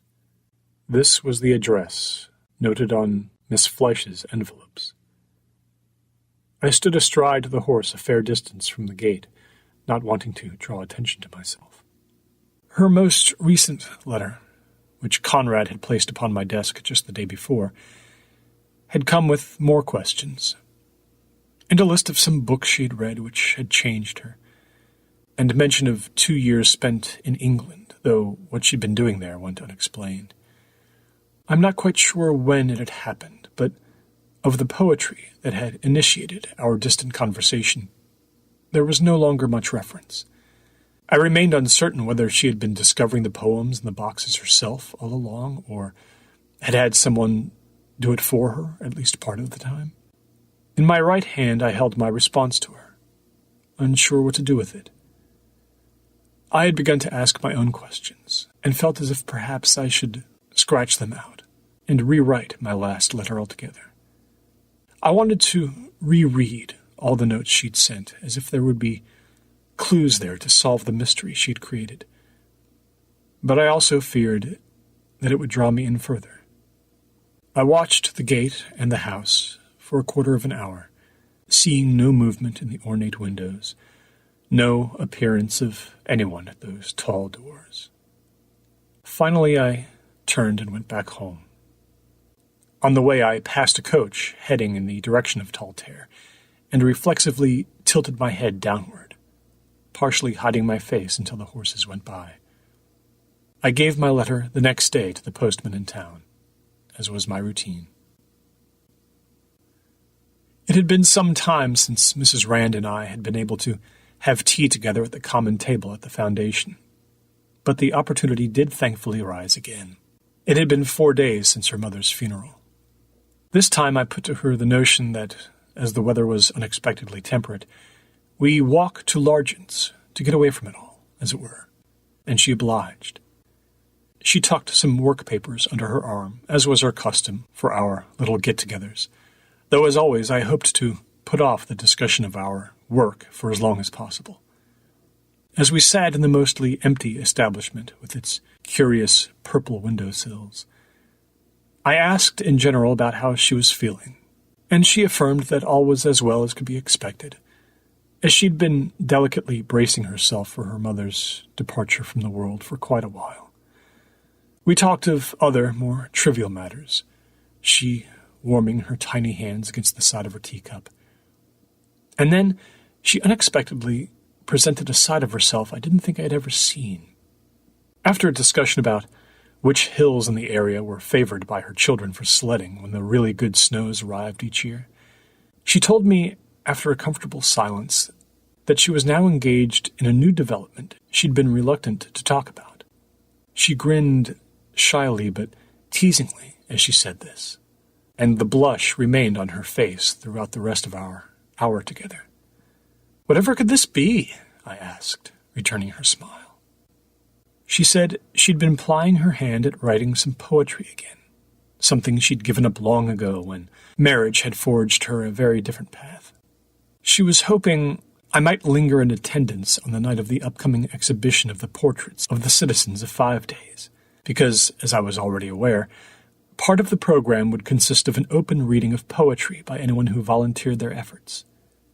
Naturally, I told her wholeheartedly that I would be sitting in the front row if she took the stage, though she added it would take some doing for her to get up the nerve to do so. On that sunny afternoon, she wanted my opinion on a title for her chosen effort, which she'd been laboring on late at night for 3 weeks. She was far too bashful to let me read the poem itself in its current state. When I even suggested it to her, her face reddened to the color of a spring beet, and she waved her hands in front of her as if she were being harassed by bees. "Oh, no, not yet," she said, insisting there was still much work to be done on it. She was, however, willing to share the title and hear my ideas on how that important bit should be revised. "Go ahead," I said. Sitting across the table from me, she breathed in, straightened her shoulders, closed her eyes, and said, "The title is The Angle of the Light When You First Came to Me, the color of the room where you first sang to me, the number of the train that took you away from me." At length she opened her eyes again, and after the briefest second of accidentally meeting my fond gaze, she dropped hers to the table, deeply self-conscious, and fumbled to lift her teacup, whose contents were heavy enough to make her hand tremble just a bit as she lifted it. I repeated the title aloud, slowly, and told Mrs. Rand, with an honesty as pure and unshakable as any I had ever felt, that I loved it, every part of it, every sound that it made, every image it composed. At this she glanced around Largent's as if some stranger might rescue her from her embarrassment, but no one did. And it is extraordinary the things we come to regret in life, the little mistakes. The awkwardness my effusive praise created caused me to try to quickly pivot to being clear-headed and impartial for her sake. And so I foolishly said that perhaps, for a public performance, she might consider keeping just one of the title's 3 pretty phrases. "Perhaps even half of one," she said uncertainly. And I, ever the idiot, nodded, when what I should have done is place my hand firmly over hers, in as friendly and unsuggestive a manner as possible, and tell her in no uncertain terms that not a single syllable should have been kept from her listeners' ears. "It's a love poem, then," I ventured, and she hemmed and hawed and said that she supposed it was. "Just bits and pieces here and there from books I remember from when I was a girl," she clarified. "Do you like being married?" I asked her out of the blue. Mrs. Rand looked into her teacup. "Oh, well, there's so much to do, you know," she said. with the children and keeping the house and the accounts, since Douglas is so occupied or away. It keeps me so busy, and then there's the church and the choir and the foundation. And that was the end of her statement. Another silence fell between us, and I restrained myself from filling it in. When we did resume speaking, it was about the Foundation's upcoming wood collection drive, and our mundane preparations for the gallery exhibit in a few days. We drank our tea and thought promisingly of the future. Dear Bertrand, alas, I am very sorry to say this will be my last note to you. I have mentioned before my unusual circumstances, and now I'm afraid I'm to be called away for quite some time, and I do not know if I shall ever return to Virginia. I have so enjoyed our correspondence, and feel I have come to know you better than you may think. I wonder what great things we may have written, said, and done someday. I wish you the very best in your adventures. After some deliberation, I have enclosed a photograph of myself. Whatever the image of me you may have created in your mind, I wanted you to know the true one. As you can plainly see, I am not a comely woman. But I am in no way ashamed. I like to think that life has called me beyond such distinctions. It has been so endlessly interesting. With fondness, Fiona. The wood drive kept me so busy and so tired in the middle of the year's first month that I generally lacked the energy for fruitless contemplation. Ada volunteered the acreage behind the carriage house to the cause, certain her father could not possibly mind, making me paranoid with every trunk I axed and every branch I carried to the edge of Ada's garden for eventual collection. The last time Ada had been certain of something was just a week previous, when during the hanging of a shelf in the cottage, she'd encouraged me to trust the warped third rung of a ladder she'd found in the shed, said rung dissolving like a soap bubble at first contact with my foot, sending me wildly off balance and down onto a basket of laundry to her grand amusement. I now spent 3 good hours each day employing axe and wheelbarrow and sore hands pressed to my aching back, exhausting myself in the cold, but savoring that exhaustion. And then, one day, I was pushing a heavier-than-usual load of oak out of the woods and toward the garden, when I saw a man standing on Ada's doorstep, hat in hand, appearing somewhat confused. Shortly, the light of familiarity dawned on me, and I stared, disbelieving, at this visitor, who then turned and walked toward me, a hand in the air, having received no answer at Ada's door.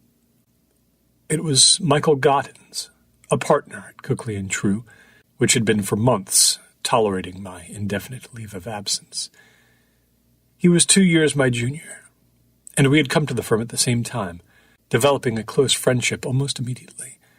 For 6 years we'd worked and dined and debated together. I had come to regard him as the finest of men, honest, industrious, coolly cerebral when the occasion called for it, appropriately compassionate in other times. It was said he was the likeliest of us to ascend to the stewardship of the firm in 10 or 15 years, and I would not have begrudged him that for an instant. But what such a busy man, especially one who viewed any terrain outside the center of the city as a distasteful muddle of boredom and eerie silence, was doing there in 5 days was a genuine mystery. We shook hands, and, laughing a little, he told me he had gotten lost twice with the directions he'd received in town. In fact, he'd been perhaps 2 more frustrating knocks away from turning around and chasing the train back to Washington, to which he had traveled from St. Paul on business, when he'd recognized my face under the ridiculous straw hat I was wearing. I had him follow me into the carriage house and up to my room. As we walked, Michael looked around the property as if worried that Trolls or feral unicorns were about to emerge from the woods and devour his fine suit of clothes. His nervous system was likely gasping for the scent of smog, and without it would render him senseless within the hour. Inside my room, Michael performed the obligatory banging of the cranium on the rafter above my desk, just as I was about to warn him about it. He offered a unique perspective on the size of the room, telling me he'd always wondered what it would be like to fall asleep inside a shot glass, and he hoped I could give a vivid account someday, perhaps while accompanied on the lute by our superior, the ever-glum Mr. Cookley. Michael removed his hat and set it beside him on my bed, then sat on its edge awkwardly while I pulled my desk chair out and faced him, only the length of a healthy German shepherd between us. I inquired as to the health and happiness of his wife, Jenna. He beamed at the question, as he often did. She was now 7 months with child. I knew of no happier couple, and had been the best man at his wedding. Meanwhile, day-to-day life at the firm was going well. I had missed an interesting dust-up when the partners were contracted to oversee the merger of 2 tobacco interests, and came under the thumb of a Mr. Graham Chubb, a grinning but frightening fellow whom research revealed was little more than a gangster with a long history of illegal and violent dealings. After much discussion and debate, calm heads prevailed, and it was decided not to take Mr. Chubb on as a client, despite his having offered, for our usual legal services, a sum so staggering it clearly carried with it a veiled threat in case of underperformance. I wonder if I really thought, even for a moment, that Michael might have come to 5 days to consult me on a pressing work matter. That belief faded entirely by the time our initial pleasantries were settled. It was in the way he placed his hand on his hat as he spoke, as if he wanted a firm grasp of some object to center and settle his mind. He asked me what my plan was for the spring, and I told him I honestly couldn't say. It remained a possibility in my mind that I might never return to the law, and I assured him I would tender that decision to the partners by May. Michael laughed in his friendly but cynical way. "Will you become a timberman?" he asked, a question which, given my current state of mind, was not nearly as absurd as I once would have thought. He told me that, in recent weeks, my former wife, Christine, had been to see him, and his wife. We'd all known each other for quite some time, so this wasn't surprising. I had seen it coming. Indeed, Christine had sought Michael out to consult on the best way to get her letter to me on the road, and he confessed he had helped. I was not angry at all about this. I found myself struggling to form the simplest inquiry about her state of health and her state of mind. The words came out in such a forced, obligatory manner I felt ashamed. The fact was, Michael hadn't known Christine's whereabouts for 3 weeks now, which was somewhat alarming. She'd moved from lodgings offered her by an old schoolmate without much explanation. I became very quiet, staring into the lantern I'd lit. "I told you about my father once, I think," Michael said to me finally. "About how toward the end his gambling debts destroyed him until I had to cut him off. But I didn't tell you that I went to see him once more before he passed." He trailed off there. I could see him searching his mind for just the right words. They had rarely failed him before. "It was a disaster," he pressed on. "Imagine some woman younger than me, whom I had no idea existed, striking me and saying, 'You can't talk to him that way. I'm your mother now, and I forbid it.' Yes, it was a disaster. But in the coach on the way home from Detroit, I knew the trip had to be made. I could have fled it, but it knew exactly where I slept, and it knew what I dreamt about. There are moments that simply come due. And Bartrand," he said, "you have to go back." I watched him depart from my high window, rubbing his hands together for warmth, heading down the road toward town and the thin strip of violet and orange sky that defined the dusk. He would hire a ride to Fredericksburg, stay the night at a hotel, and the next day endure the train back to Washington. All for having spent all of 15 minutes with me, not counting the 60 in which he'd stumbled around 5 days in the cold searching for an unfamiliar address. I lay down on my bed for a time, but my wish to fall asleep there and then was not to be, for I had to quickly bathe and put on decent clothes if I was to be on time for the grandest social outing I had known since coming to town. The reception at the Arts Exchange, open to all in 5 days and elsewhere, began at 6 p.m. After Mr. Galvin offered a few introductory words to the gathering of more than 100 people, there was the presentation of the artist who had attempted to sketch every face in town over the course of a year and a half. Stephen Whitby bashfully accepted his applause, standing beside his fiancée, Liza. How long it seemed since she'd commented on how wet I looked upon stepping foot inside the Light Bell Inn for the first time. All were soon set free to explore the gallery. Between refreshments, people laughed or sighed or were pressed into silence upon finding themselves and their loved ones on the walls all around them. I looked around for Mrs. Rand, but suddenly remembered she told me she'd be a late showing, likely arriving just before the second half of the evening's event, which consisted of a chamber concert and then the open poetry reading. As gallery attendees entered, they were welcome to sign their name to volunteer to read a poem of their own or something by another that they wished to share. By 7 o'clock, there were 6 names on the list.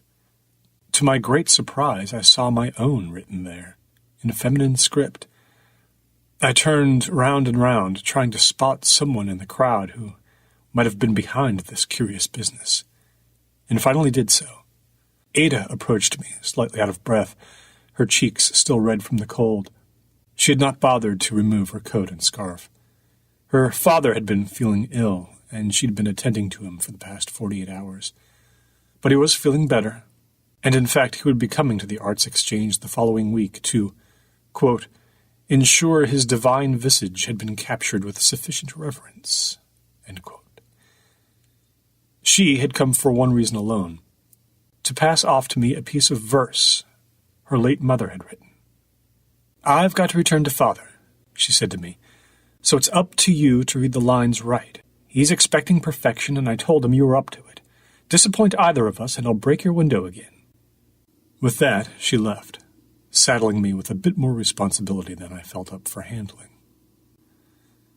I wandered alone for a time throughout the gallery, wishing a good evening to more people than I expected. I recognized a tailor from Mr. Lansing's dinner party, and Father Kimball from St. Bridget's. And there, across the gallery, was none other than the old woman who had given me a ride in her carriage back at the end of October. Of the fearsome canine Mr. Faust, there was no sign, but I steered clear of her, just in case. I was surprised and heartened by how many casual conversations I was drawn into. I seemed comically destined to be known in town forever as the weary traveler from faraway lands, but that was more than amenable to me. I saw one familiar face there that night I truly had not expected. She looked out over the room from the surface of a piece of vellum. The sketch, whose date revealed it was one of the very first of the entire project to have been completed, had held no recognition for me when I'd originally affixed it with my own hands to the wall. But I had seen her photograph since then. Fiona Fleisch wore a flowered sun hat and a white dress. Her smile was gentle, yet inviting. Unlike many of the subjects around me, she met directly the viewer's gaze. Her presence within the collection told me that her connection to 5 days was stronger than she had ever let on. I could have done much more to fact-find. I could have asked questions of the townspeople. I had a room full of them right there. I could have even plied Stephen Whitby for information he may have remembered. But I chose not to. It didn't feel like I truly had the right. The chamber concert began at 7 p.m., and the poetry recital at 8. About 36 stayed for it, and there were 9 names on the register when the readings began.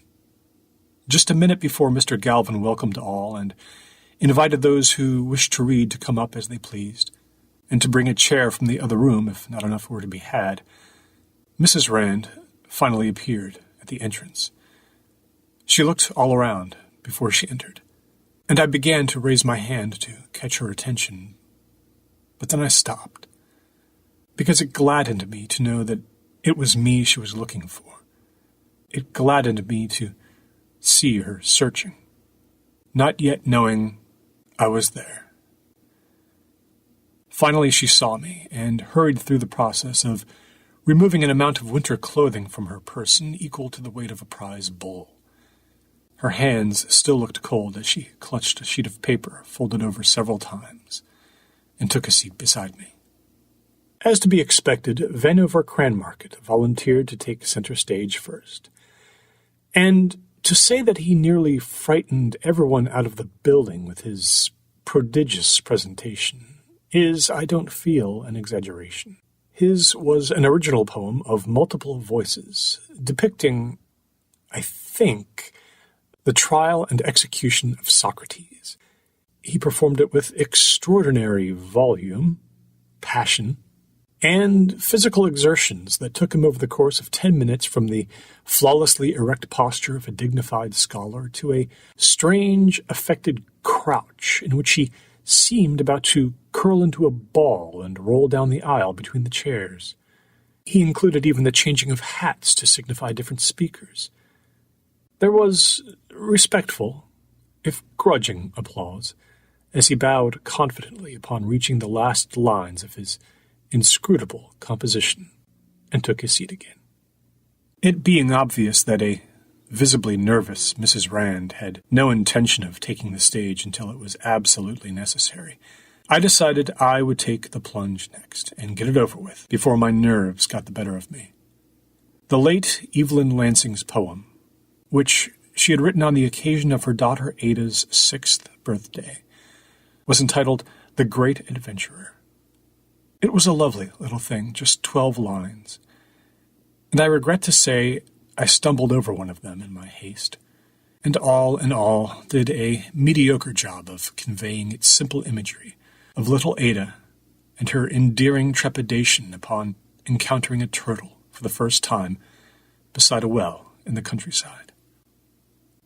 The audience clapped lightly, and I was relieved to sit again. The readings continued for another 40 minutes.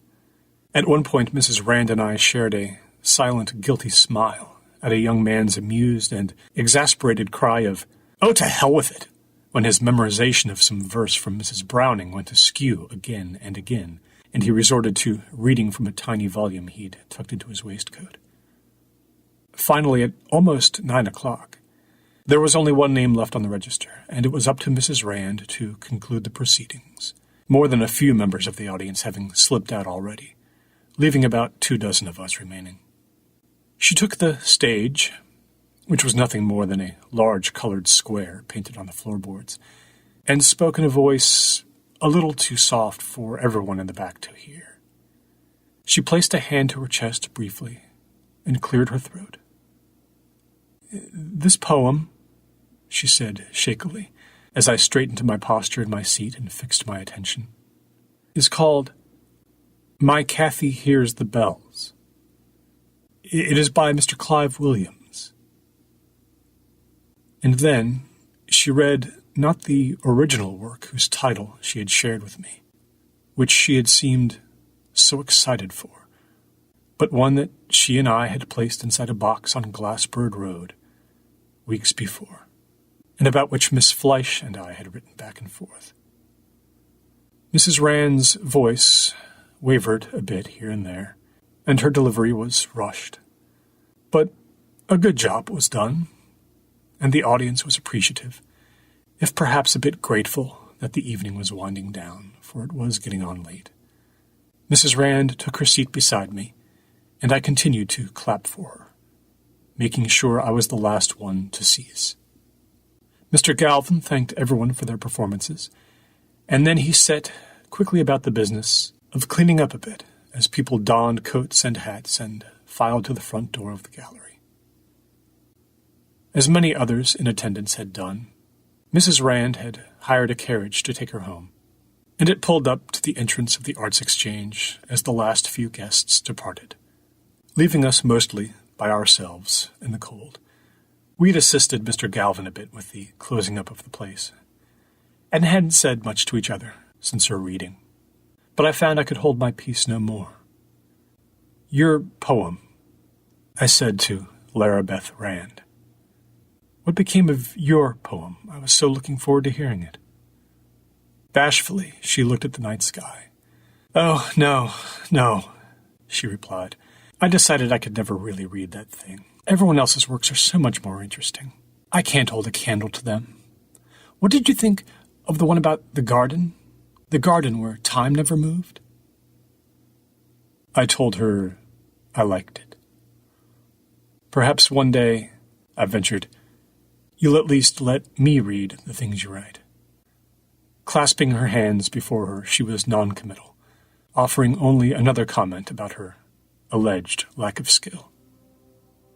As I assisted her into the carriage which would take her home, she gave her appreciation for the poem I'd read about the little girl and the turtle, and expressed her wish to write an entire book for her children someday.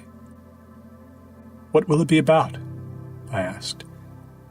She knew only that it would be about a kingdom of foxes, since her girls loved them so. She thought in the coming year she might like to learn simple sketching, so as to do the illustrations herself. Just before we said goodnight, and the horses began their journey back toward town, I saw something in her face that alleviated the sadness that had fallen over me when she'd read someone else's work instead of her own. I saw there a truth as clear as any I'd known since I'd come to 5 days.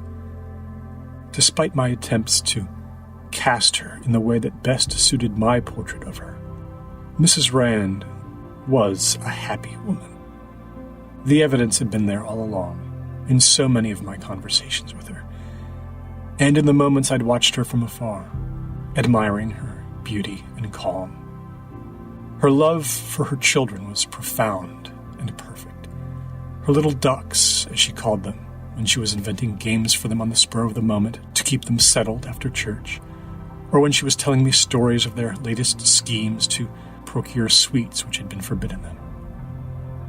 And despite lying for weeks near death from pneumonia 2 years before I'd met her, she had something I would never have, which was a trust that her God was looking over her, and over the children, and her husband, and her departed mother. I could see that trust when she stood with her choir, among whom her confidence seemed at its strongest. For there, unlike in front of the audience of poetry lovers that night, her purpose was crystalline and eternal. She said she hoped to see me in the office either Tuesday or Wednesday, and I said that of course she would, that there was much to do, and she could count on my being there to assist her.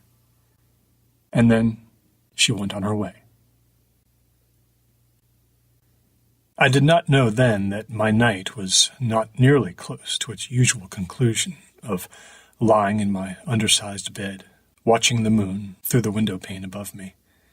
My step slowed as I approached the carriage house until, despite my deep desire to warm up as soon as possible, I came to a full stop. I felt as if I simply couldn't go up yet. I turned and looked at Ada's cottage. There was the faint glow of a single candle in the front room, a candle screened by the gauze of a red curtain. I stood there, entranced by its simplicity and humility, until it was suddenly blown out, leaving the room and the cottage itself in darkness. That would have been Ada, bringing her own night to an end, and retiring to her bedroom. Good night, Ada, I thought, and then realized I had foolishly spoken the words aloud. I believe it was the reflex action of a man trying to counteract the cold weather in any way he could, even by subconsciously stirring his vocal muscles from their rest. The words seemed to hang there for a moment in front of me, and then it was as if they had never happened. I turned away from the cottage and the carriage house and began to walk down Post Road toward town. In only another hour or so, I could likely count on being the only soul in 5 days who was not sound asleep, waiting for another day to begin. I had a key to the Foundation's office, and I entered well after 11. I stumbled around for a bit before lighting a lamp, and then I settled at my desk, listening to the soft wind creak around the building and steal into all the crevices I'd come to know by heart, as I slowly learned just where to sit so as to avoid a draft. I produced a pen and several sheets of paper, and for a quarter of an hour I wrote. First, there was a letter to Mr. Galvin, thanking him for allowing me the opportunity to work for the Foundation, and for being such a good chap in all respects. And then a shorter note to Conrad, our harried assistant, apologizing that we would not be able to go fishing together come spring. To him I issued some instructions having to do with what would have been my next project at work, the ultimate distribution of the portraits of the faces of 5 days. As had been stipulated long before my arrival in town, they would, in 4 weeks' time, belong not to the artist who had created them, but to each townsperson who had sat as a subject. A final note was for Mrs. Rand. It was not terribly difficult to write. My knowledge of her temperament and vast capacity for empathy made me certain that anything I wrote would be taken in the kindest way. When I was done with my simple goodbye, I folded her letter into an envelope and crossed the room to place it on her desk, beneath a tiny wooden doll she'd bought at market and had grown fond of. I then heard a sound from the back of the room. The door which led into the exterior hallway and into the offices of a dressmaker, as well as Arbito and Sons booksellers, opened, and someone entered the Foundation.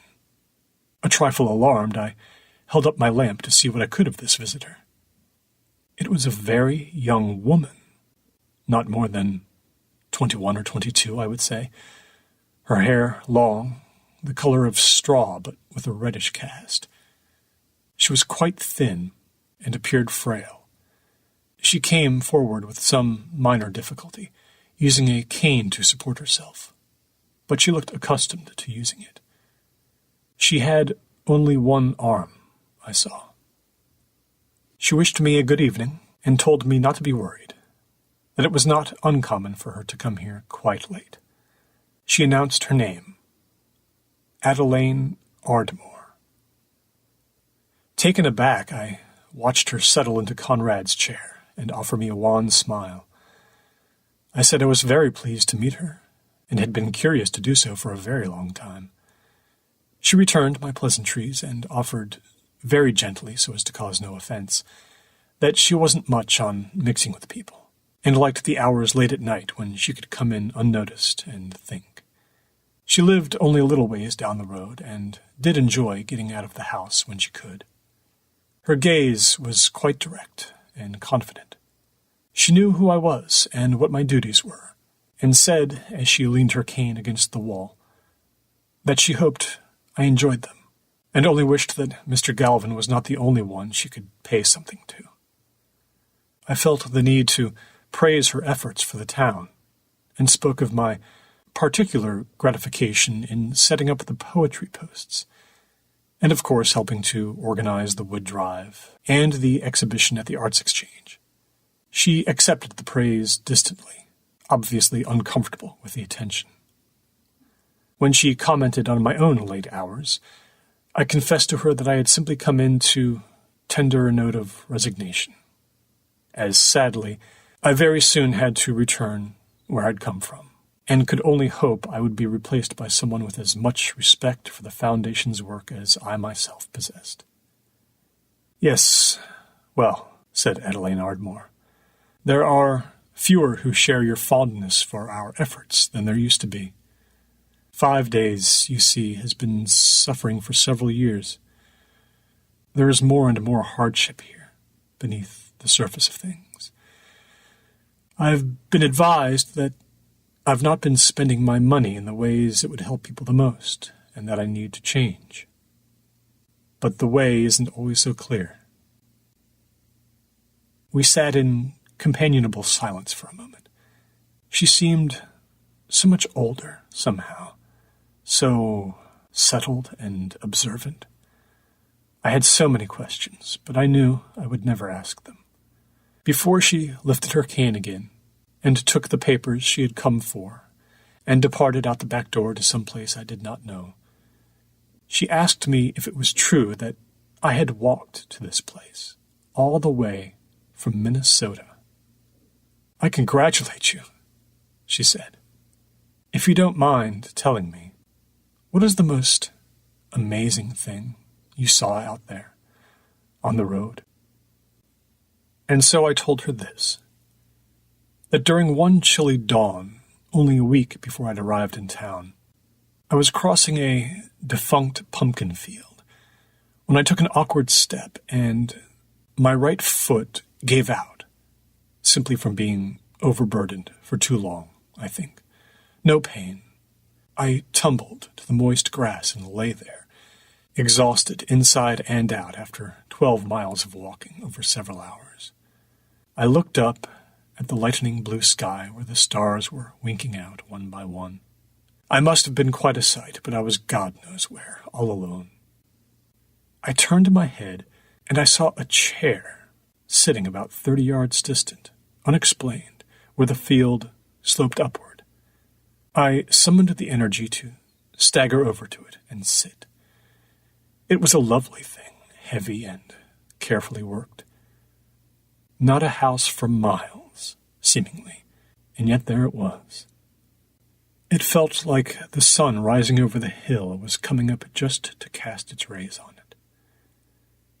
What I did not include in my anecdote for Miss Ardmore, there in the dark, draft-haunted office, was that as I slumped in that chair, I'd begun to cry, cursing the universe for its endless miscalculations, for choosing someone so selfish to bless with the succession of tiny miracles that had delivered me from youth to manhood to that forgotten pumpkin field in Virginia. It was well past midnight when I left the foundation for good. The wind had settled, allowing me an unhurried and comfortable walk home. I even made a detour to see what the moon looked like, framed by the ramparts of the grain mill and reflected in the pond beside it. And there in the distance, I spotted Liza Mahay. She sat on a bench near the pond that the mill workers frequented on their breaks. There was a lantern beside her. She was wrapped up in a heavy coat, and she was crying, silently. I stopped where she could not see me. News of her fiancé's change of heart would wander through the town in the following days. Stephen Whitby was going north to New York, alone, to pursue his dreams of becoming an artist. Her forlorn image was the one I carried with me all the way to the door of the carriage house. In my dreams that night I was walking southeast again, hurrying to make up for the time I'd lost in 5 days. But my right foot was so unsteady I could barely make any progress down a road where little children made sport of my handicap and would not help me. In the morning, I found Ada at breakfast, and she absorbed the news of my leaving well enough, having taken me at my word in October that I would eventually be moving on, though it would be a return to the Midwest rather than a progression to the South. It would be carriages and trains for me from now on, I told her, and if I felt stirred to adventure again someday, perhaps I'd get on a horse, a properly tamed horse. "Well," she said, "what shall we do on your last day in town? Shall I put you to work in the cellar, in the garden, Pulling up weeds? I laughed and suggested a better idea. We spent several hours at Glenda's mercy, circumnavigating town and taking down almost all of the posts I had erected just before winter set in. They were now needed for the wood drive. Ada stacked the remaining poems in a box as we advanced, and I was responsible for wresting the wood from the ground ever so clumsily, struggling against the frost-kissed soil. Fortunately, my original labors had been as incompetent as I remembered. Otherwise, there would have been a real fight on my hands. The carriage grew heavier and heavier, and we stopped for lunch on Redbird Road at a little restaurant called Porter's Perch. Ada allowed me not even a half glass of wine with my meal. "You know," she admonished me, "when you drink, you tell the most boring stories about baseball. Enough, please. I've never even seen it played." By 2:00, we had collected a load too great to add to, and we came back down Monument Lane to drop off our impressive collection at a central depot tended to by a town volunteer. We left the carriage with him and decided to walk back home under a sunny sky. Many believed more snow was coming by week's end, but that just didn't feel possible. Ada and I talked about books we had read and discussed childhood games we had played, each of us explaining to the other why our personal strategies for remaining undetected during hide-and-seek were far superior. I had my rucksack, and now 2 additional bags, packed by 4:00 for one last ride, having arranged for it first thing that morning. Ada insisted on standing with me beside the garden as the minutes wound down, restlessly rearranging and repacking some of my possessions when she saw how haphazardly I had jammed things in. Finally, there was nothing to do but linger by the small gate and wait.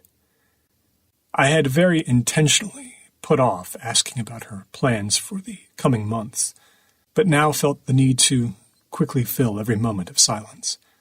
She told me she intended to apply for an assistant teaching post in Ashcake, and that her father had agreed to arrange a residence for her there, should the opportunity present itself. She was temporarily conceding her private battle to live without his means. If the teaching post didn't come to fruition, she thought she might brush up on her baking and talk to Mrs. Adams on High Street about a position in her shop.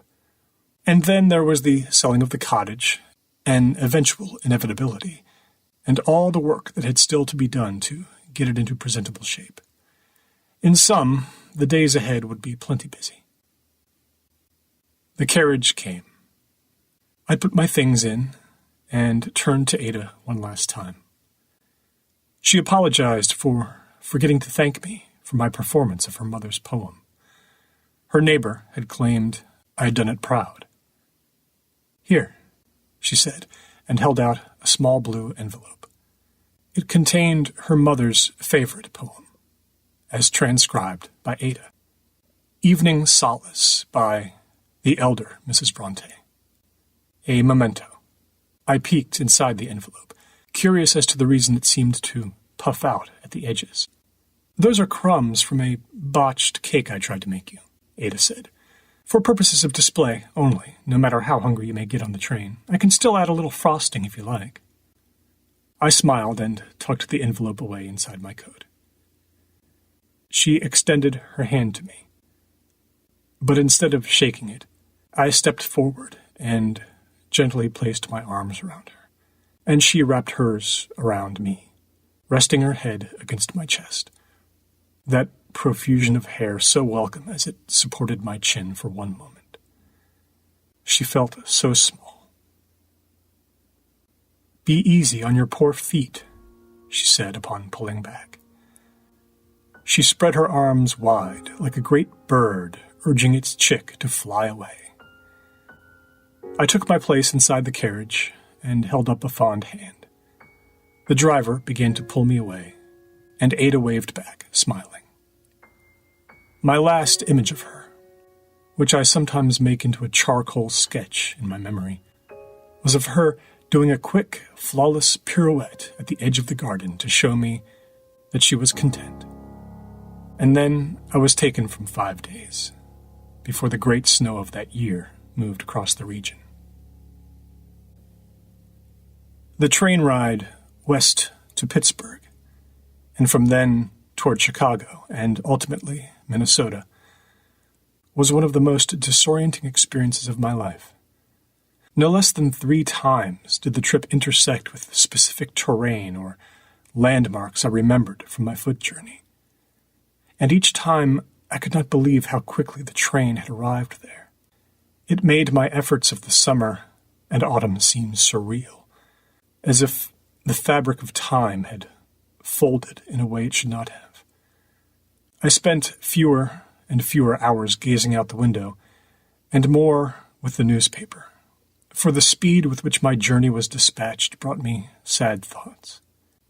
How foolish it now seemed to have silently congratulated myself on making it from town to town and inn to inn. I found myself pondering the many ways life was accelerating, and how humans seemed so dedicated to inventing things that accelerated it to an even greater extent. I wondered what the next 100 years would bring, and was briefly glad I would not be around to see them. I cannot say how I occupied myself on the train in the latter stages of my return, aside from reading a slim, self-published volume of Vanover Cranmarket's essays on nature, many of which espoused nudism as a way of getting closer to God. I was stressed over the days to come, and apprehensive about resuming a pace and volume of daily affairs I did not miss. When I finally stepped off my last train in the center of St. Paul, I thought the sensation that I was not truly home might never leave me. Surprisingly, it took only a couple of days for it to come back. My obligations in the city quickly consumed me, and I found myself swept back into the practice of law, which was comfortable, which was familiar. Although now, Cookley and True said we must call ourselves attorneys, another sign of advancing times. To my inexpressible relief and shame as well, the true turmoil I had feared upon my return never came to pass. I had built my fears up to such a degree that I had blinded myself to the possibility that their resolutions would, with a little strength, be less painful than I imagined. I had underestimated my former wife, and I won't forgive myself for that, ever. It remains a personal wound, even though Christine and I are now the best of friends. We had only to spread our arms without resistance and let the waves carry us, and carry us, all the anger slowly taken away to some faraway shore. Time, that most learned healer, did the work that time always seems to. There isn't much to say about the details of my life from that point until the present day, but I will report that a few years after my return to St. Paul, I came across an interesting poem while reading the Northern Light Literary Messenger. It was a very tender work called A Portrait Retrieved. The name of the author was Fiona Fleisch. She was described as someone who worked tirelessly to aid and heal the oppressed, not just in her home country, but others as well, and who had even been imprisoned twice in the name of her beliefs. I have never told anyone very much about the people I met in 5 days, and more specifically, the 3 women I write of now with such tenderness. I've remained reticent because I've never known how to answer the question I thought was inevitable, which was whether my heart was captured by one of them more than the others. And I suppose it was. It was. But as the years go by, that couldn't seem less important. What I was given was so much more so. The gift of seeing in each of them so many more meanings than if I had looked only with eyes that yearned. The gift of seeing them undisguised by the complexities and masquerades brought by true desire. With them, I knew the beauty of romance that, in having no real beginning, has had no end. My thoughts return to all of them, often. Just weeks after Bartram Lee's departure from 5 Days, a pair of friends named Ada Lansing and Liza Mayhay set out on foot down Glassbird Road toward the south, with stout packs of provisions and rain gear slung over their backs. They were not sure where the road would eventually take them, but they were prepared for their improvised adventure to stretch on into the spring, summer, and perhaps even beyond. As they walked, they laughed and planned.